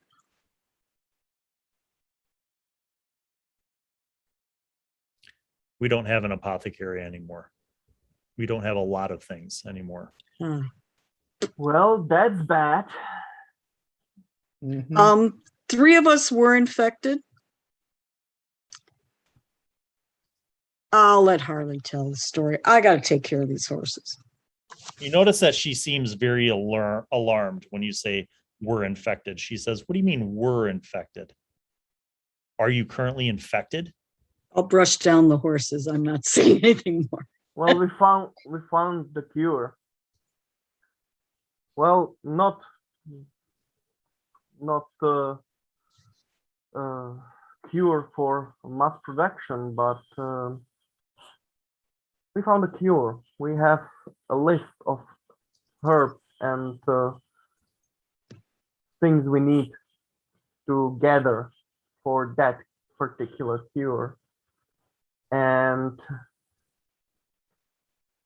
we were sent by the Night Lady just to assess the situation in Thentia and possibly to find a mad druid that's on the way there. And my 3 companions were in fact infected, but the cure worked and they feel good now. And just You by have the way, the recipe for this cure? And the Night Lady has it? We have the list of ingredients, yes. And the Night Lady just houses the local herbalist in Melbourne because she was able to make that cure. And if you don't believe me that we met Night Lady, I can prove that to you right now and right here, without moving a finger. She says, Okay. Would you like me to prove that? I'll have you prove it, but I'm going to tell you that if you try anything funny, these men will pin all of you to the walls of this barn. Trust me, it won't be funny. But it will be a little bit unsettling. She says, very well, proceed. And then I speak in Undercommon. You know my kind. You know my kind from the times we were allies to the people of Drow. And here, would normal people even see the Night Lady? And I change into the visage of Night Lady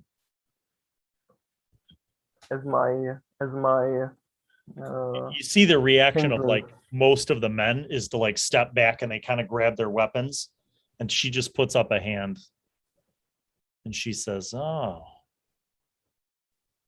so it is. Now I understand. And I change promptly back. Now, would you kindly believe me? In Undercommon, she says, you serve the Raven Queen, don't you? Yes, I am the servant of Raven Queen. She says, okay. And then in common, she says, you have this list of ingredients and the recipe for the making of this cure that you say works? Yep, just a second. I'm going to dig around in my pack for the leather. She says, leave the Case. horses and all four of you come with me. Do you want the list? Yes, bring it with. Oh, okay. And I'll all bring four it. of you come to the house with me. She opens the barn doors. Actually, she doesn't open them. Two of the guys open the barn doors, and you guys follow her. She goes into the farmhouse. They have dim lighting in the farmhouse. And you see there's a group of men kind of in the kitchen and in the front room, sort of going through packs and portioning out food and preparing food. And then she looks over at the dwarf and she says, bring out our guest. I think he's going to be useful. And the dwarf kind of looks at her quizzically and then nods. He goes into one of the bedrooms, opens the door, and a few moments later, he comes out carrying a full-sized human over his back who has been tied up, hands and feet, with a hood over his head. And the dwarf sets the body down on this couch and pulls off the hood. And you see a very confused looking man who is like, what's going on? She looks at you guys and she says, you mentioned that an apothecary figured this out, yes? Yeah. Exactly. She says, well, this is the instructor at the Mage's Tower in the art of potions. He's an artificer. She said, when we took down the Mage's Tower, or what was left of it, and looted everything, we took him along with us. He has no idea how to cure this problem, but if you have that recipe, I have a good feeling that he'll be able to figure it out. And she looks at the human and she says, won't you? And he's like, yes, of course, I'll try anything that you tell me, please. And she says, good. I speak to the artificer very calmly. Dear sir, our companions have the list of ingredients that is necessary to make the potion, and I believe that you are more than capable of making it, but I think that we are in a bit of a hurry. Would you try it, or would you need anything special for that? Well, let me see the ingredients.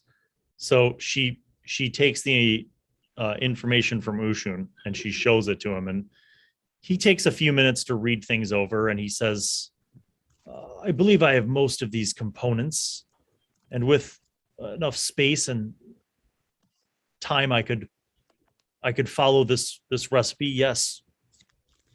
Not only that, but I have assisted the apothecary in its preparation, and I will help you with this if you wish. He says, well, not here. This place is not sufficient. I need space. I show my teeth. He's like, and at this, Noosh looks back at you guys and she says, how well has Melvont held up? Or maybe more importantly, because I don't really care about the city of Melvont, how well have the skinned rats held up? Is the Crooked Crow their base of operations? Is it fortified? Do they have supplies? Well, the Crooked Crow seemed to be in a good shape when we left.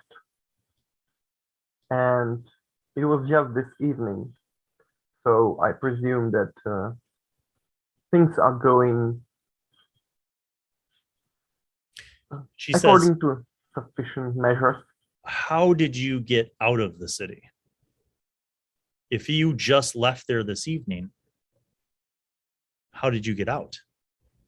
Rakul led us beneath or below the city walls. So you know how to get back in? Well, I can send a message to Rakul just to let us in. Magically? Well, through my friend.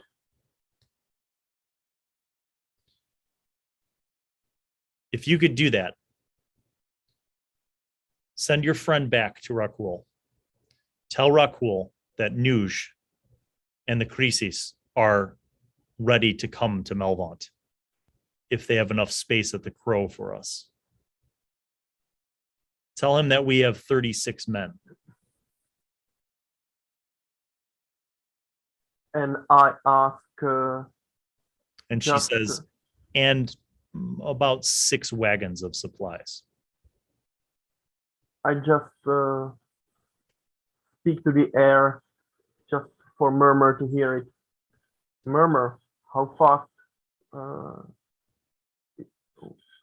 or how long will it take to you just to fly to the city? You figure Murmur could do all of these things in like an hour. Deliver the message and return. Okay, Noosh.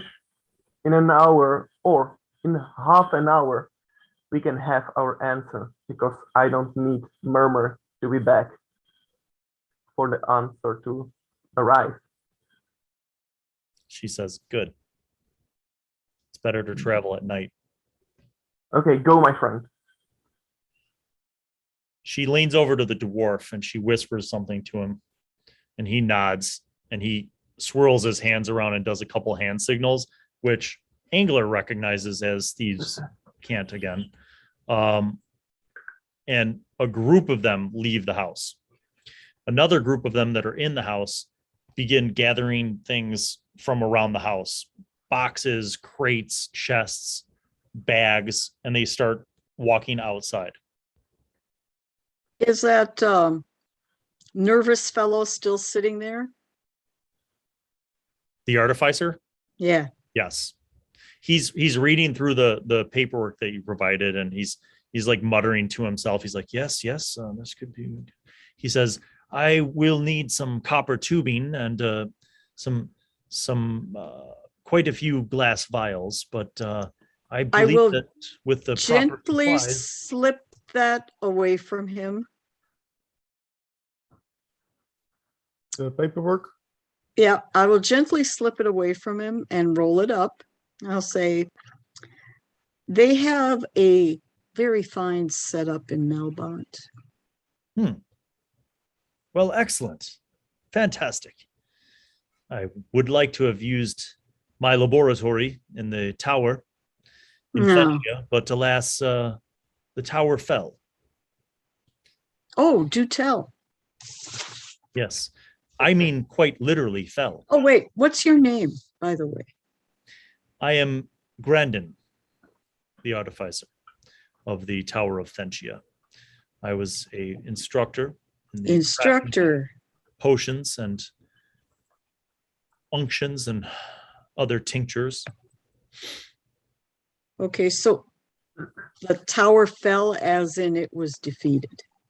No, it quite literally fell.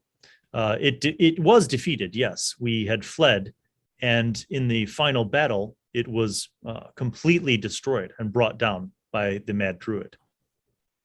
The Mad Druid brought it down? Yes. He and his strange aquatic minions attacked the harbor. It was... I was... one of the last of the remaining instructors at the tower to leave before he made it into the city and destroyed the tower. So the aquatic minions destroyed the tower? Yes. He sent 3 of them. What were they? I want to best describe these creatures. Imagine, if you will, a creature made of water, yet taking a form not quite in the same fashion as a summoned water elemental, for example, but certainly some sort of creature from perhaps the elemental plane of water. Unfortunately, I have not had access to any library to research this any further, so I'm not precisely sure what the exact nature of these creatures were, but certainly summoned and controlled by the Mad Druid. They simply assaulted the tower, bursting it, wrenching the stones from the very foundation and crumbling it, bringing it to the ground. Did a ship arrive in your harbor with animals on it before this whole thing happened?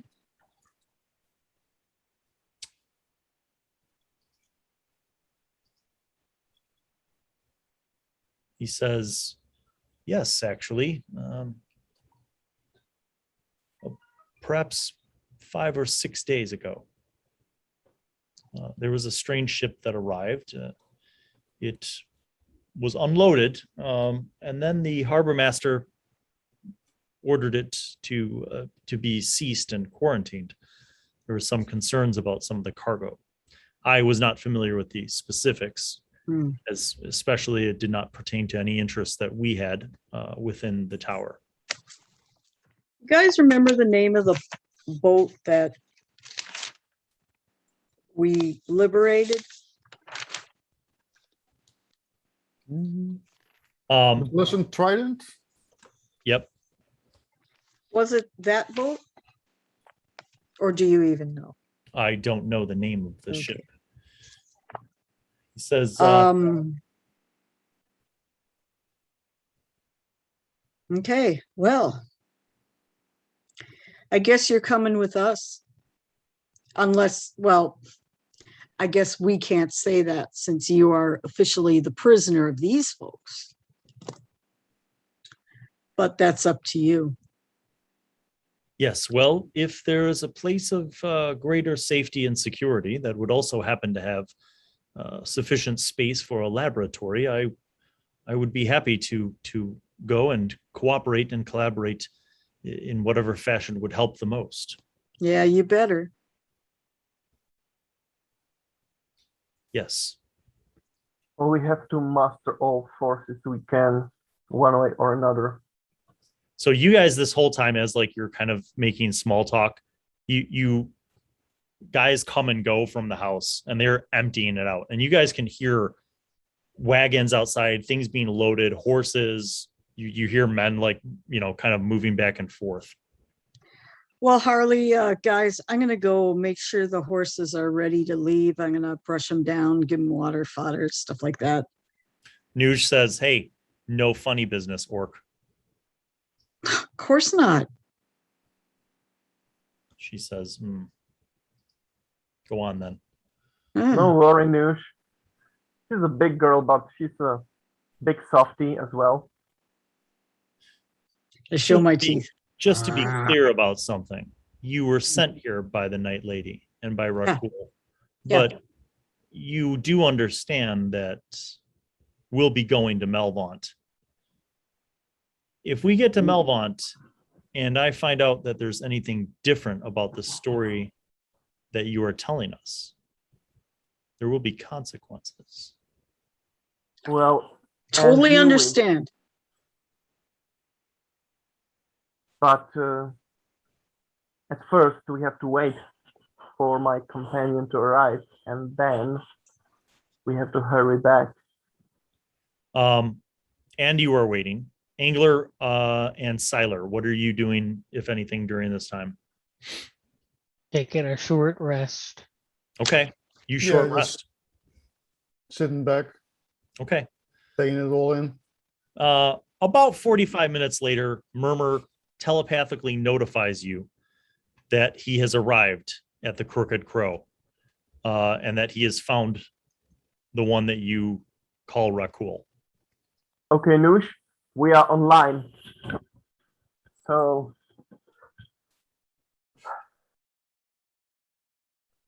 we can speak to Rakul now. She says, okay, relay this message. Tell Rakul that you have found us and that we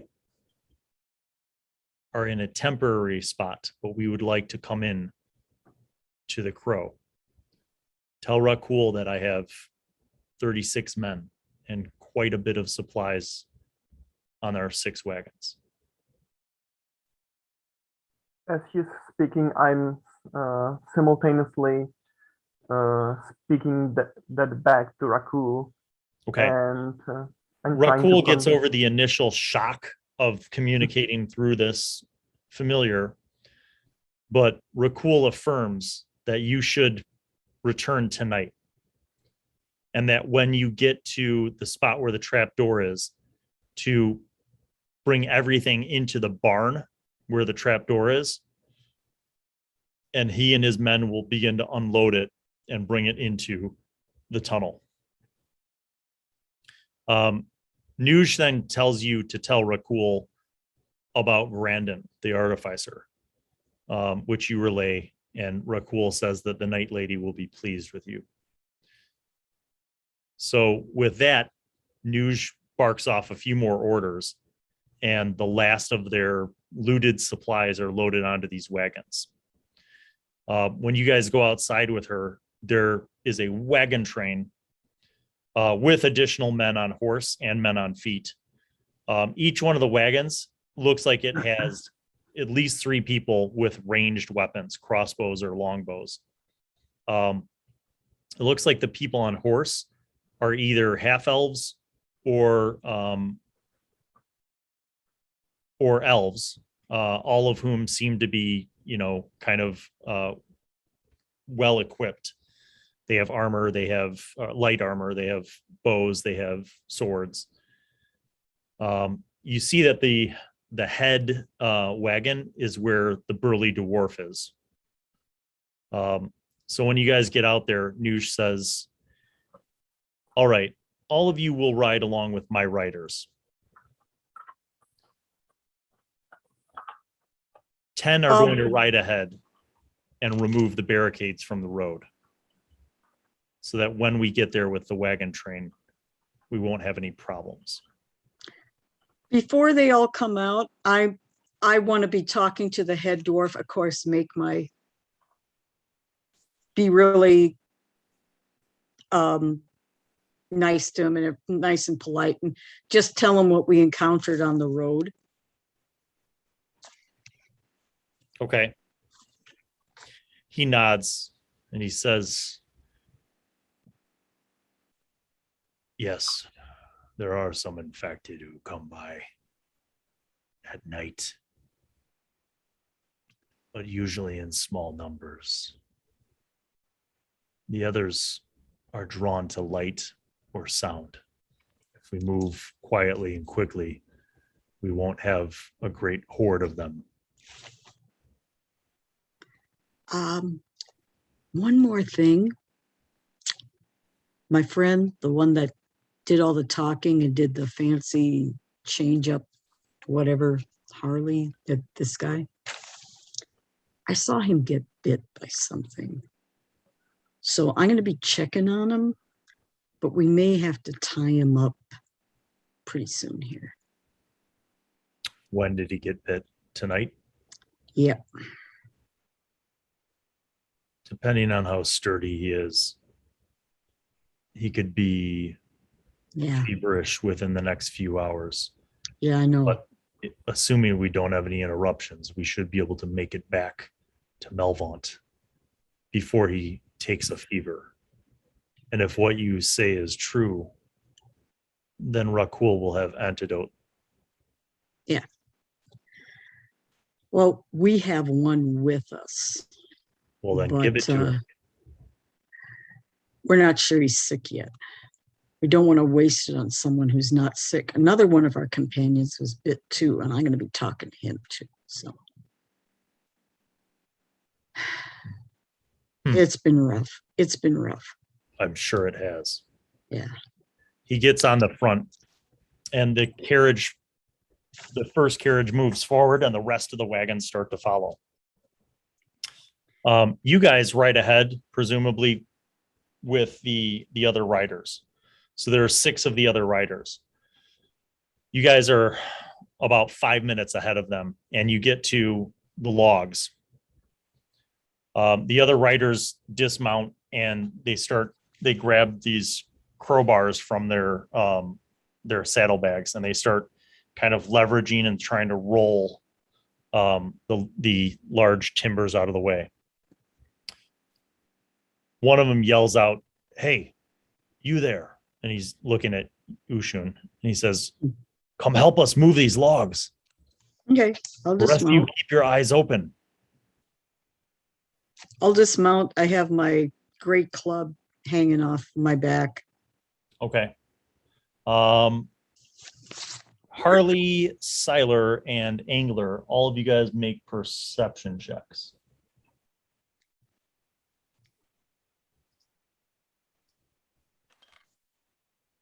$17. 7. 12. Okay. 17. You hear something to the south. Again, coming from the south. From the city? No. Okay. You guys didn't even make it halfway to the city. Okay. Just from the south towards the sea. Mm-hmm. Okay, I'll send the murmur down there. I was the only one to hear it. You were the only one to hear it. Right. I'll notify him that on the south side I hear something. Okay, well, just a question. Was Murmur able to do it back? Did you command Murmur to come back? Yeah, after speaking with the. So he would be. I would say he's probably halfway. Rakul. He's probably halfway back to you guys. Okay, so I won't send him anywhere. Approximately. Ushun, make a athletics check to see if you can help out with moving the large logs.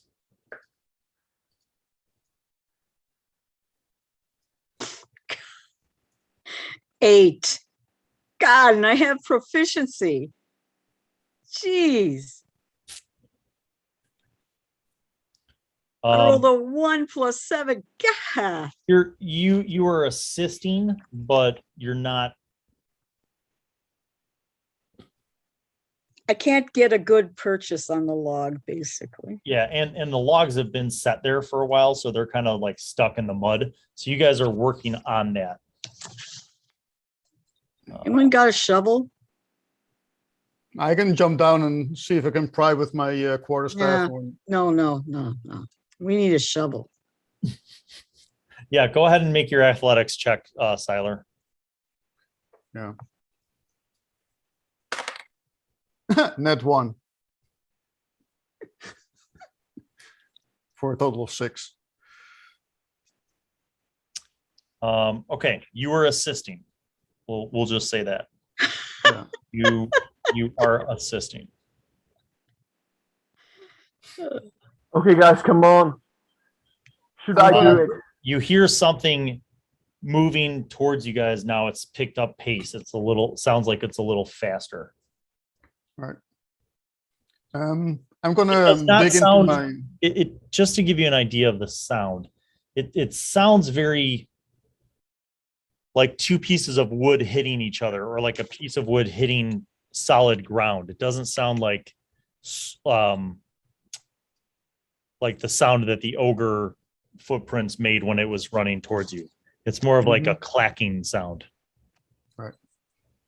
I'm gonna dig in my stuff and grab my grappling hook and rope, tie him up, so we can just hang it around the logs and try and pull it off.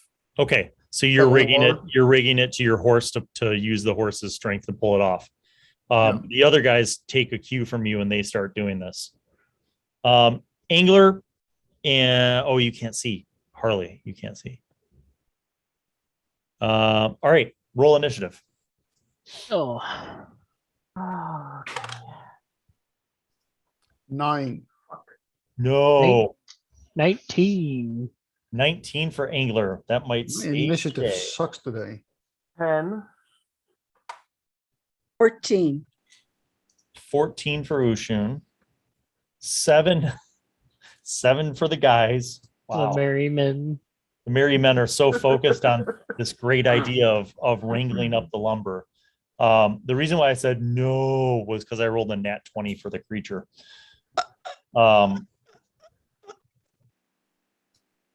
Best for initiative. We got it. We got it. I get a bad feeling about this. No problem. Angler, you got a 19, so that's the good thing, is that you're right up after it. We'll focus on the positives, Yes. Let's focus on the positives. You see a huge lumbering crab covered in seaweed. Like clack, clack, clack. Its legs moving swiftly towards you guys. Giant pinchers. There's a strange kind of yellow, thick foam around its eyes and coming out of its maw. And it is clacking towards you guys. Now, even though you don't have a light to see this, just in the moonlight and by its size, you see the silhouette of this thing by its size. It is massive. It is significantly larger than any creature you have personally seen. Like this thing you feel could sink a ship. It uses its move to get closer to you guys. That's it. It's your turn. Did any of the were all of us working on those logs, or were there any of the other crew spotting? All of the advanced scouts from the guys were working on the logs with you guys. Okay. And remember, you had a 5-minute head start. Mm-hmm. So you've been working on this for about 2 minutes. Yeah. All right. Okay, so Angler, you're up. Okay. This thing is easily 25 feet tall. Well, Fake target. I'm gonna run like 30 feet away. Mm-hmm. and use one of my psychic blades as a ranged attack as Okay. my action instead of a bonus. Okay. There's a little more damage. All right. Go 23 ahead. to hit. That is a hit. It pierces the incredibly thick carapace of the huge giant crab. 12 damage. 12 damage it does. And that's my turn. Okay. This brings us to Ushun. I will rage. That's a Good bonus call. action. What do I do here? How close is it? It spent its full movement moving up to you guys. It is 10 feet away from where the logs are. All right. Bring out my great club. I will choose to attack as a reckless. Okay. I think that's it. Yeah, a reckless. So I get advantage. Here we go. Attack with great club. And of course you're not on here. Okay. Well, Harley's up next and then Syllar.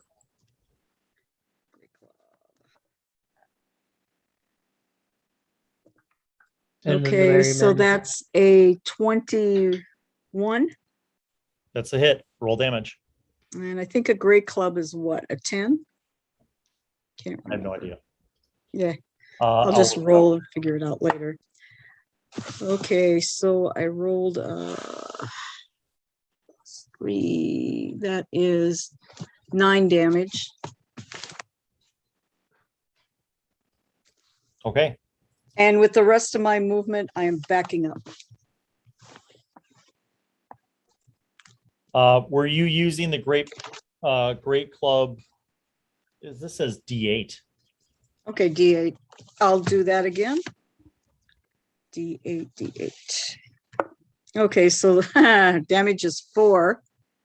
And I'm striking for its legs, basically. Okay. What's your total damage with your rage bonus and all that stuff? Oh, that's right. So that's 6. Cool. All right, Harley, you're up.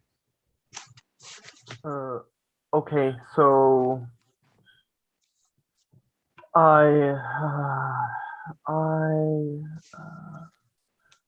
Hexblade curse that beast as a bonus action, and I shoot it with Eldritch Blast. Okay. Do I roll with advantage or with disadvantage? No. Okay. So it's oh, that's bad. It's 15 and 12. The 15 is a hit. Go ahead and roll damage. Okay, and that's 12. It's D10 plus your charisma bonus plus the D6 for necrotic. No. Hexblade curse. Hexblade? I thought you said hex. No. It's only proficiency bonus to the damage roll, so it's 15. I'm sorry. Did you hexed it? Yep. Okay. So you do necrotic, a D6 of necrotic damage for the hex. Right? Well, not hexed it as the hex spell, but I used Hexblade curse. Okay, I got it. All right, so 15 damage. So yeah, 15 damage total. Okay. All right, that brings us to Syllar. Yeah, I'm gonna untie the rope from the saddle and retrieve the grappling hook. That's going to be your whole round. Yeah. Okay. Bonus action, putting a hunter's mark on the crab. Okay. All right. The guys drop everything that they're doing. 3 of them are going to fire longbows. One of those hits for 3 damage. Wow. Okay. This brings us to it.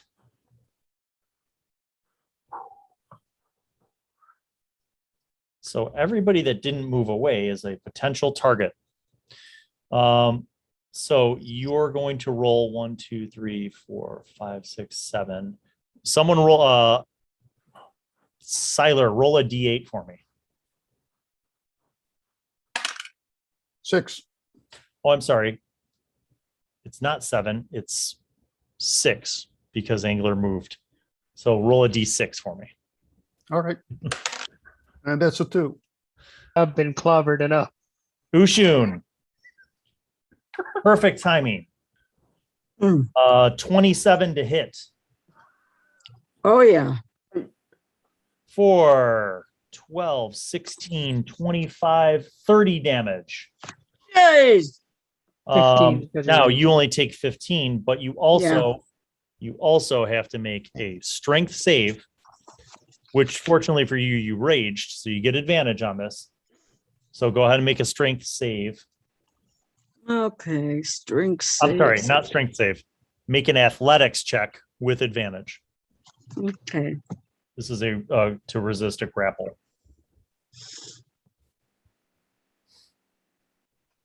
25. Okay. You get pinched mightily and it hurts, but you break off from the pincher as it tries to grapple you. Syllar, roll me another D6, please. 5. 5. 1, 2, 3, 4. Oh no. That's Goodbye, merry man. Yeah. Yeah. That's 18 plus 5 is 23.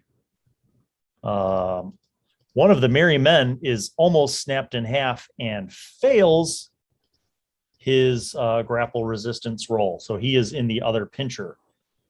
Next round, he will be crushed. All right, top of the order. Angler, you're up. Well, I was going to go closer, but seeing that, I think I'm just going to whip another dagger. This large or huge? It is huge. 17 to hit. That's a hit. Give it to me. You got me worried with that for a second there. It does have a natural carapace because it's a crab, so it's got a pretty fat armor class. But since there are people within 5 feet of it, would that give me a sneak attack on this? No, because no one's in 5 feet of it. It has reach. I'm sorry. The only person that's within 5 feet would have been. He doesn't count as. Would have been Ushun, but okay. She's using reach too, aren't you? Yeah. No, I moved back. Okay, so yeah. The so guy what's the regular damage? Guy in the claw doesn't count. Yeah, no, I was gonna say that. That guy doesn't count. He's I didn't have my 10 damage. Dang. 10 damage total. 10 from the psychic knife. All right, that's good. Now we're up to Ushun. Yeah, I gotta keep hitting. I want to go get my halberd, but I gotta keep hitting if I'm gonna rage. Okay. So I'm gonna go up there and I'm gonna remember to take my second attack because I keep forgetting. Okay, so this is an advantage. Why is it 26 now? Aren't I rage? Isn't it an advantage my with bad. melee? Yeah. 27. That's And here's the damage. That is 6. Shoot. What's your strength mod? Isn't it like +4? I rolled 2 1s, okay? Okay.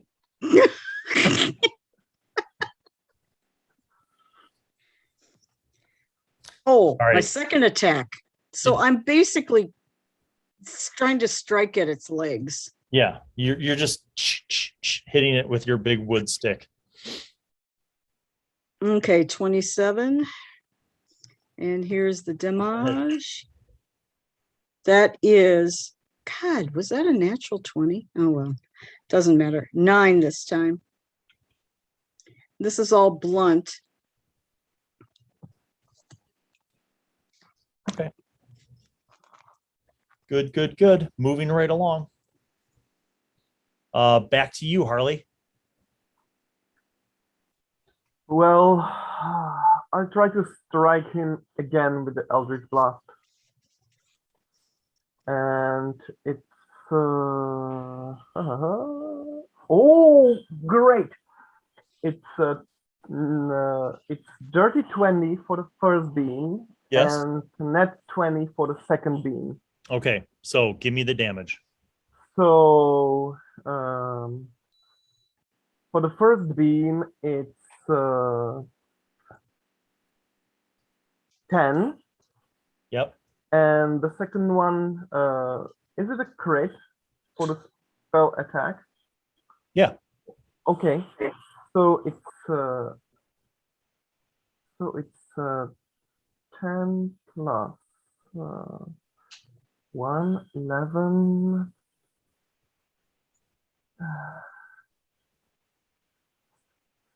18.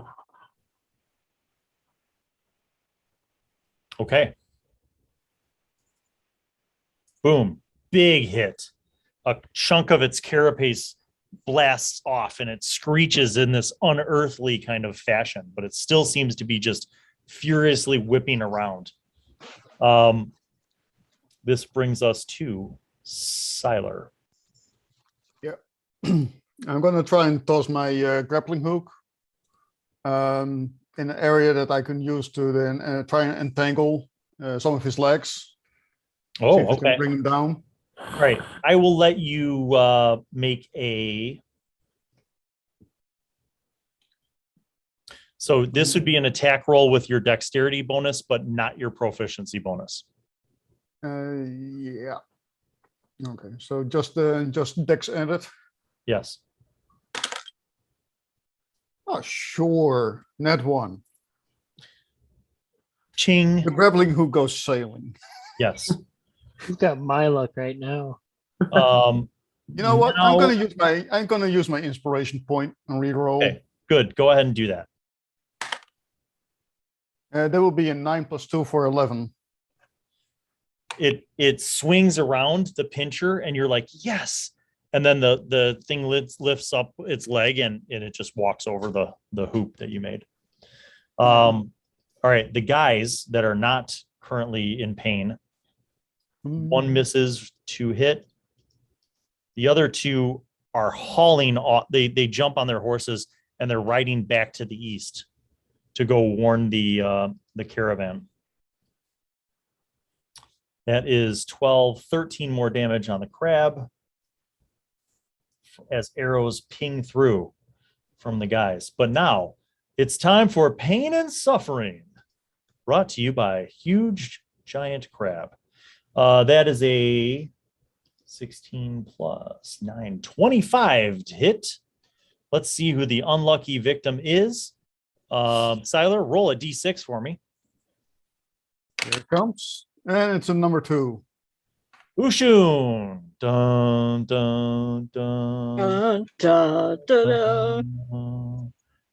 Ushun, this time the pincher, I get to roll again. It did hit you, but I get to roll again because it has advantage on your attacks because you took a reckless attack. But I'm just telling you, even That was if the I don't last roll- time. Yeah, if I don't roll a crit, that would be 29 plus 5 is 34 damage. So you take 17 of that damage. Whoa, And that was a lot. you're gonna make another athletics check with advantage to not get grappled by its pincher. Go ahead. I'm doing it. Crab 19. currently holding someone. 19 succeeds. All right. They in have its second two pincher, it successfully crushes the human man for an incredible 26 plus 5, 31 damage, killing him, snapping him in half. His upper torso falls down at the feet of Harley, and his legs fall down somewhere nearby. Top of the order, Angler.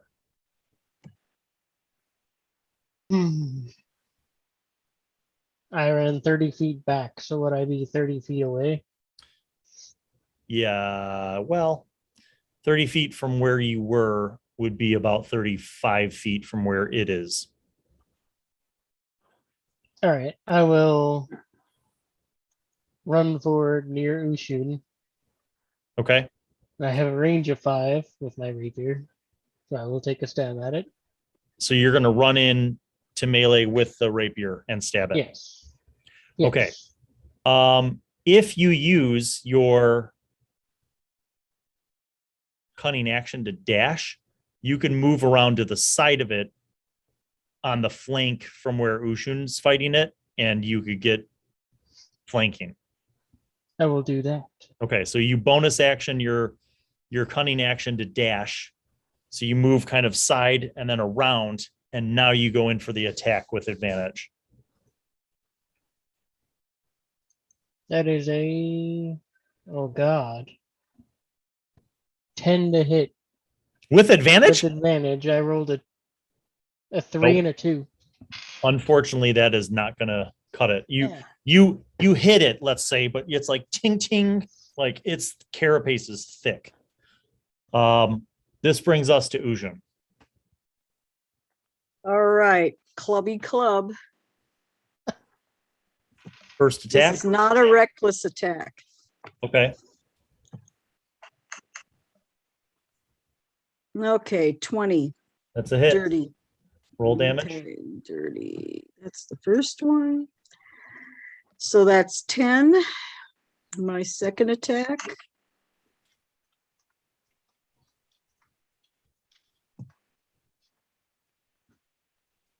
$16. That's a hit. Roll damage.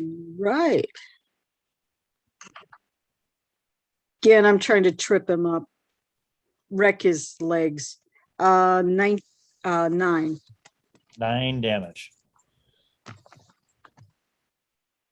Okay. Harley. Oh, wait. Yeah, go ahead. Sorry. If I move further from the creature, will that mean that the creature have attack of opportunity? Not if you disengage, but disengage blows your action. Yeah.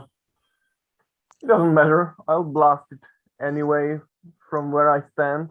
Okay. Oh, okay. That's 17 and 25. Both of them are hits. Roll damage.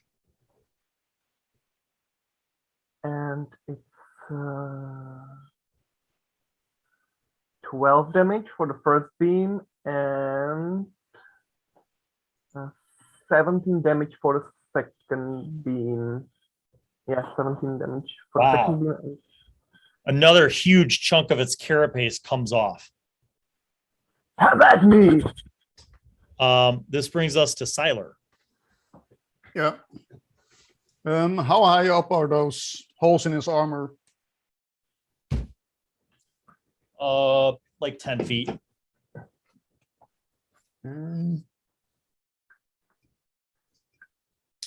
But is it moving much, or is it pretty steady? It's kind of just engaged amongst you guys. All right. Could I make it up?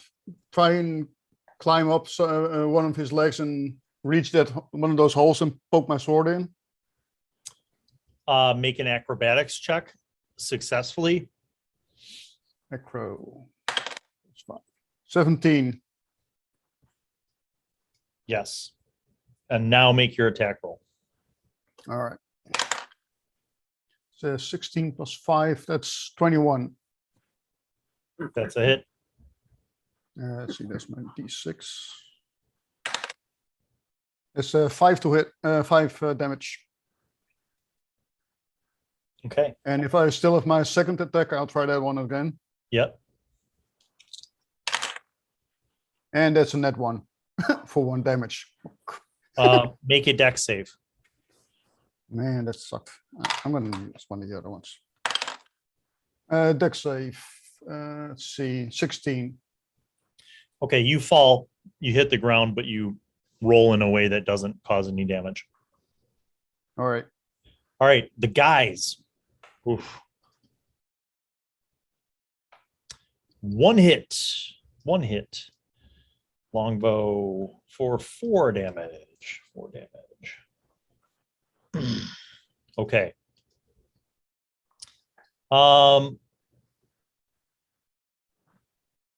Well, roll a d6, and I guess, yeah. Roll a d6 for me, Syllar. 3. Harley. I will die. That's a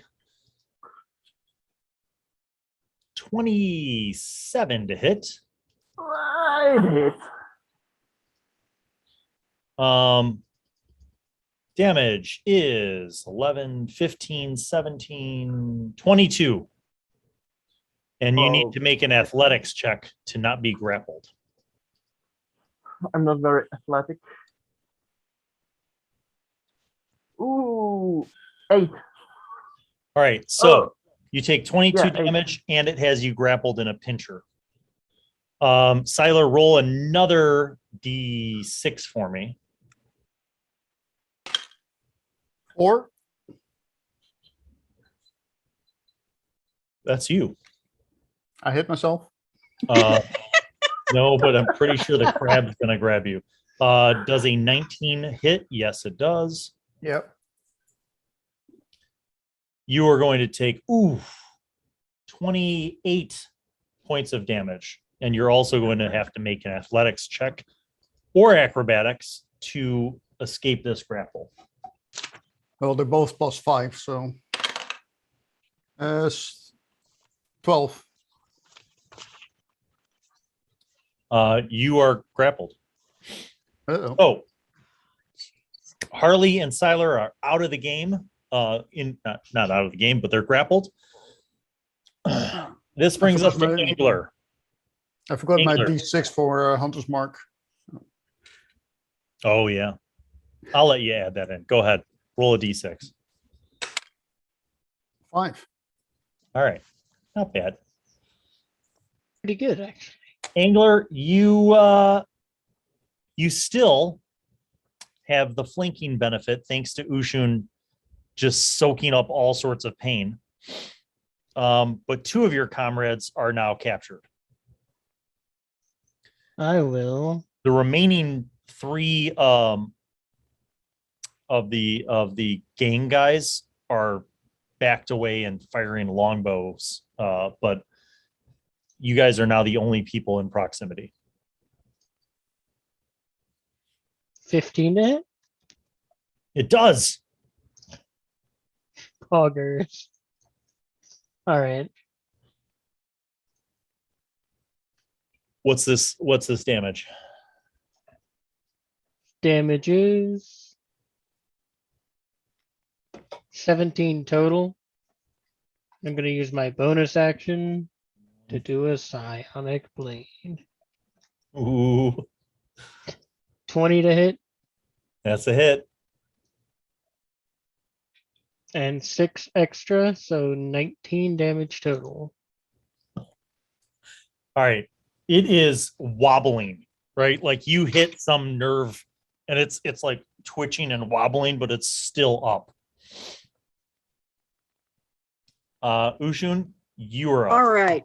I'm switching to frenzied. That means I get basically 3 attacks. Ooh. 2 attacks and 1 on my bonus action. Okay. So bonus action first. No advantages or anything. 24. That's a hit. I mean, 12 damage. You can make a single melee weapon attack as a bonus action on each of your turns. Wow. All right. So 12 damage.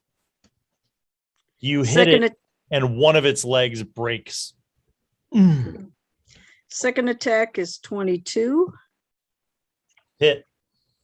And that's a 6. Ooh. And Okay. the third attack. I'm just going to keep attacking. And the third attack is a 25. Hit. And that is 7, all bludgeoning. Smash. The other leg drops beneath it. Make a dex save. Hang on.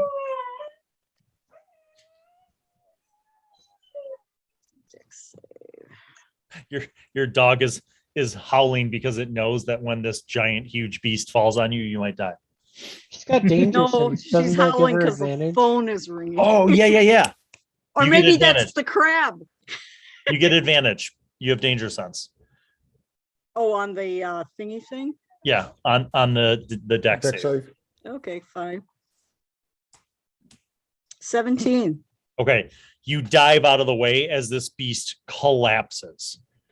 The sound that it makes, like literally hitting the ground, is like the sound of crunching shells, mixed with just a mammoth amount of weight slamming to the ground. Like you guys feel the vibrations in your feet. I now Will have- both roll off. Syllar and Harley, you are in its claws. You're not taking sustained damage, but you will need someone to pry them off of you, i.e. a successful athletics check to break free.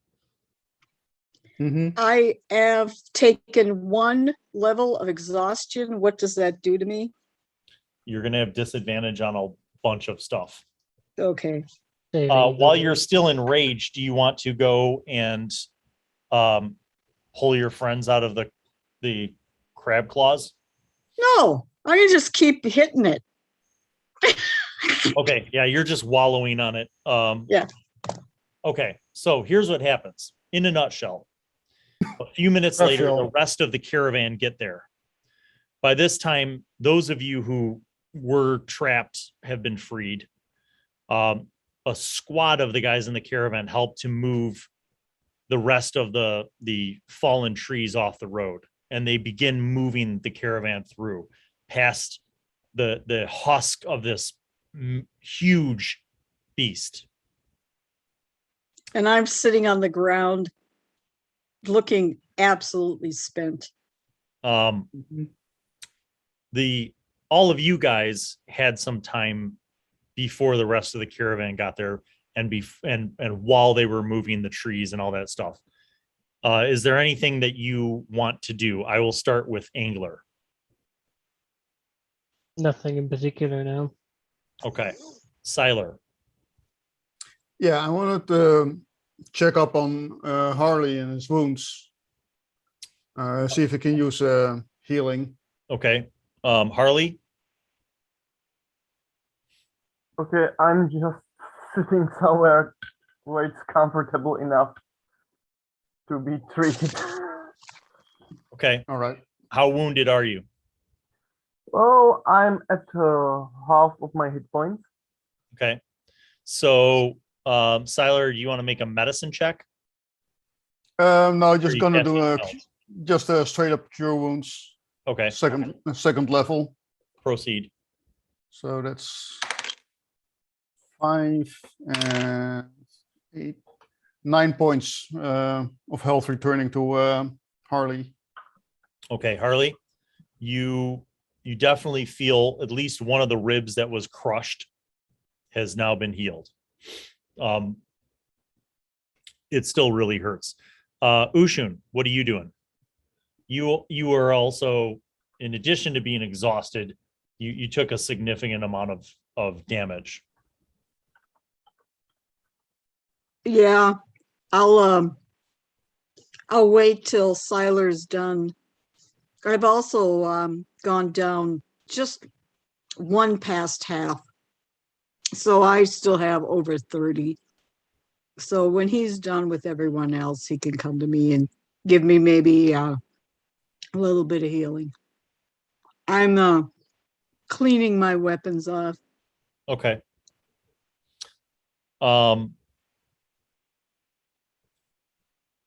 You are still under the impact of exhaustion, so you have It's slow. disadvantage on ability checks for the remainder of this until you get a chance to rest. Yeah. After the fallen timbers are moved off the road, the rest of the gang and the wagons begin moving past. You guys get back on your horses. Did Ushun need healing? Yeah. Yeah. Be nice. Right. That's a level 1 cure. Yeah, it's good. 7 points. Thanks.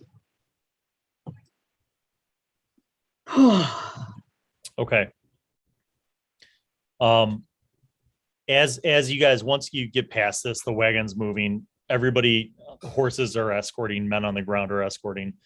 About halfway back to Melvaunt, you have a run-in with a few, like a half dozen infected, which the crew of archers on the horses, mostly the elves and half elves, dispatch the infected before they even get close to the wagons. You guys carry on. You get back to Melvaunt. But before you even get back to Melvaunt, you're probably, I would say, I don't know how far you could see on a relatively clear night, but let's say you're about a mile away. And you see an orange glow over the city of Melvaunt. And when you get about a half mile away, you smell smoke, like significant smoke, like burning. Mm-hmm. And as you get to a quarter mile away, you could see that much of the city is on fire. Is that the area down by the docks and the water line? It looks like the area along the docks, but also kind of the center and various pockets along the east and west side of the city. Right. Oh, good. The north side hasn't been hit yet. It's and you hear chaos, right? You hear, like, the closer you get, the more you hear, but like you hear, like, bells ringing and screams of people and horses, neighing, and just all sorts of just the clatter of things, collapsing of building. The thickness of the smoke is such that it's even from outside of the city, it's hard to breathe. You guys move with a quickness to the small cottage and farmhouse and barn where you were brought out from the city. And when you guys get there, you see 3 of the skinned rats plus Rakul himself. And he sees you guys and he motions. He's like, quick. He's like, just start passing things down. I have men already down in the hole. It'll be faster that way. Go, go, go. And they start unloading the wagons.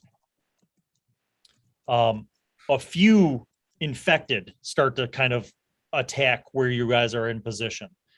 You attack with ranged weapons, blasts, that kind of thing.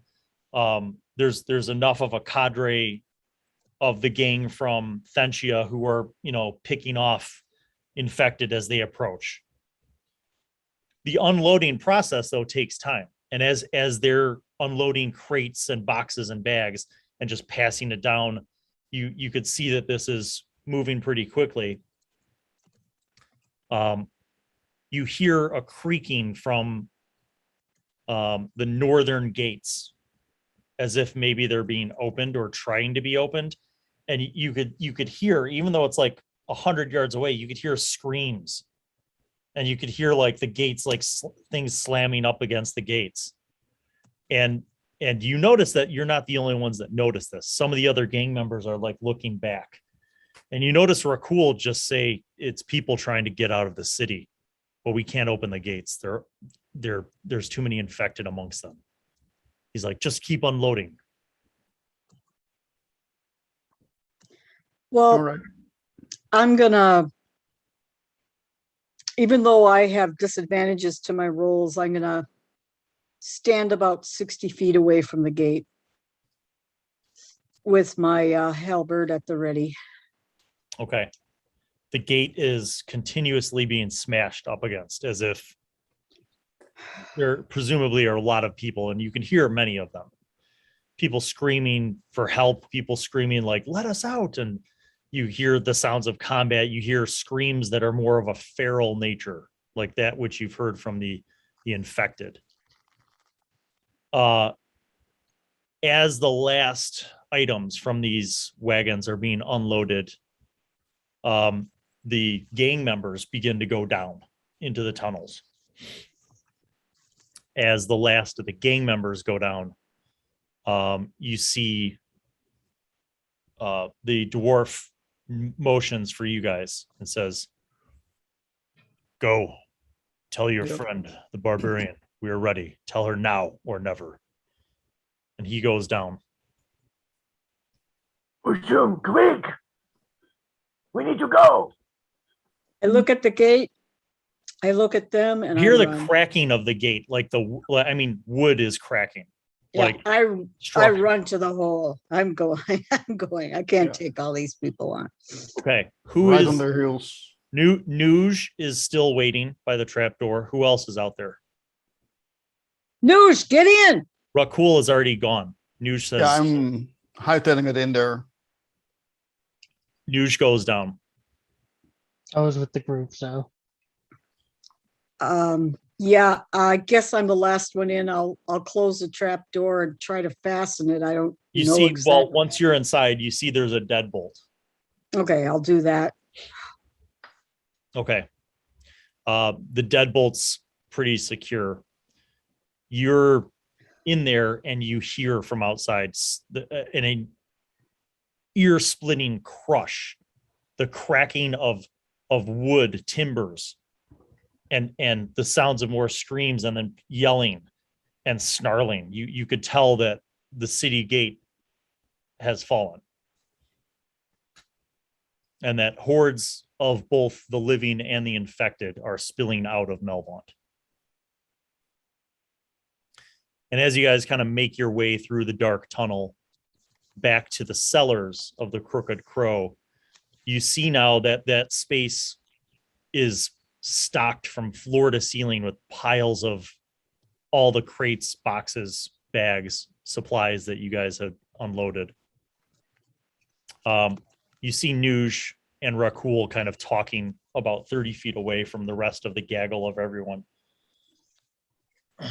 And you see her nod, and you see Rakul turn to everyone else, and he says, everyone stays down here in the cellars, except for the artificer, until we know who's infected and who's not infected.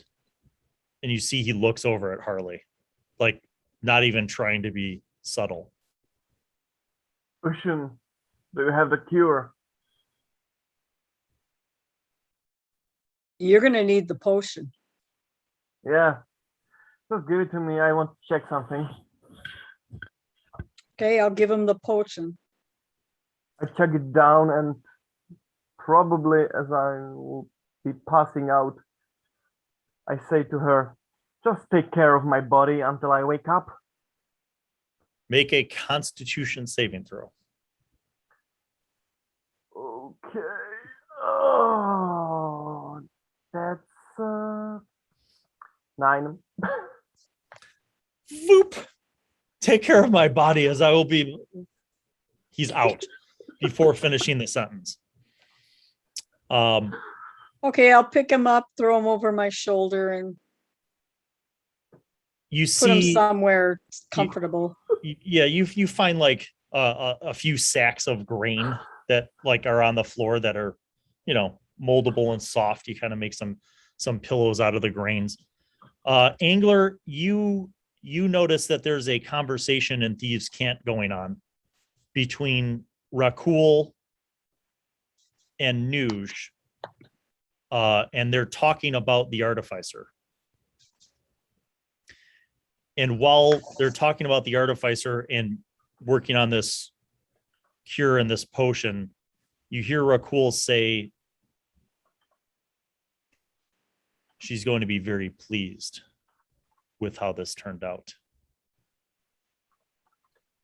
your men should get some rest. It's going to be a long few days. And you see Nuge nod, and she kind of walks over towards the artificer. And the dwarf and the artificer and Nuge follow Rakul up the stairs to the main level of the Crooked Crow. The rest of you guys are in the cellars with the rest of the gang from Fenchia. And you notice that there are two of the skinned rats from Melvant who are kind of standing by the stairs, almost guarding the stairs.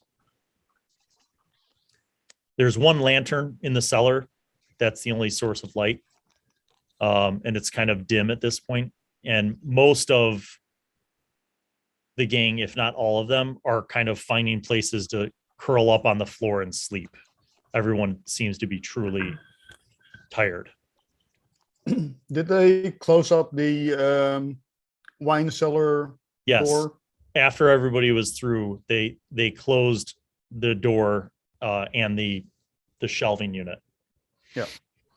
I'm gonna take station there and relax, meditate. Okay. So as you guys are in the cellar, you find yourselves at a place of uncertainty. What will happen? Will Melvant fall as well? Will the Crooked Crow be the last holdout within this city? Or are there others who are trying to survive, who are trying to hold up in Melvant while this apocalyptic event is happening? Those are some of the questions that maybe you are thinking about as you begin to fall asleep. But we'll find out what happens on the next episode of the Moonsea Adventures. Thank you, as always, friends, for watching, for tuning in, for following this epic campaign. And as always, make sure that you like and subscribe to show your support. And we'll see you on the next game. Peace out.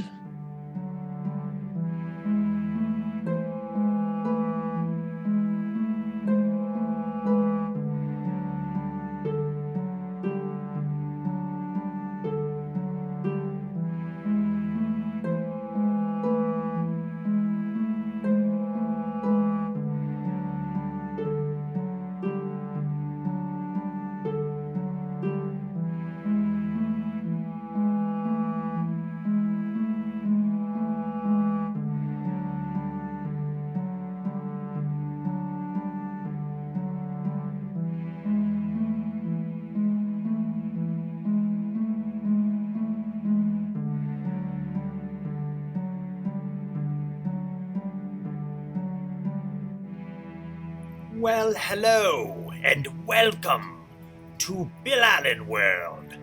I am Wizzy, the Wizard. I'm back once again to remind you to subscribe and click on the notifications button, and also watch videos that are over there. Tune in to the next episode of whatever show you are just watching, and watch other shows featuring Bill. He made me say that because he's a narcissist. Okay, bye.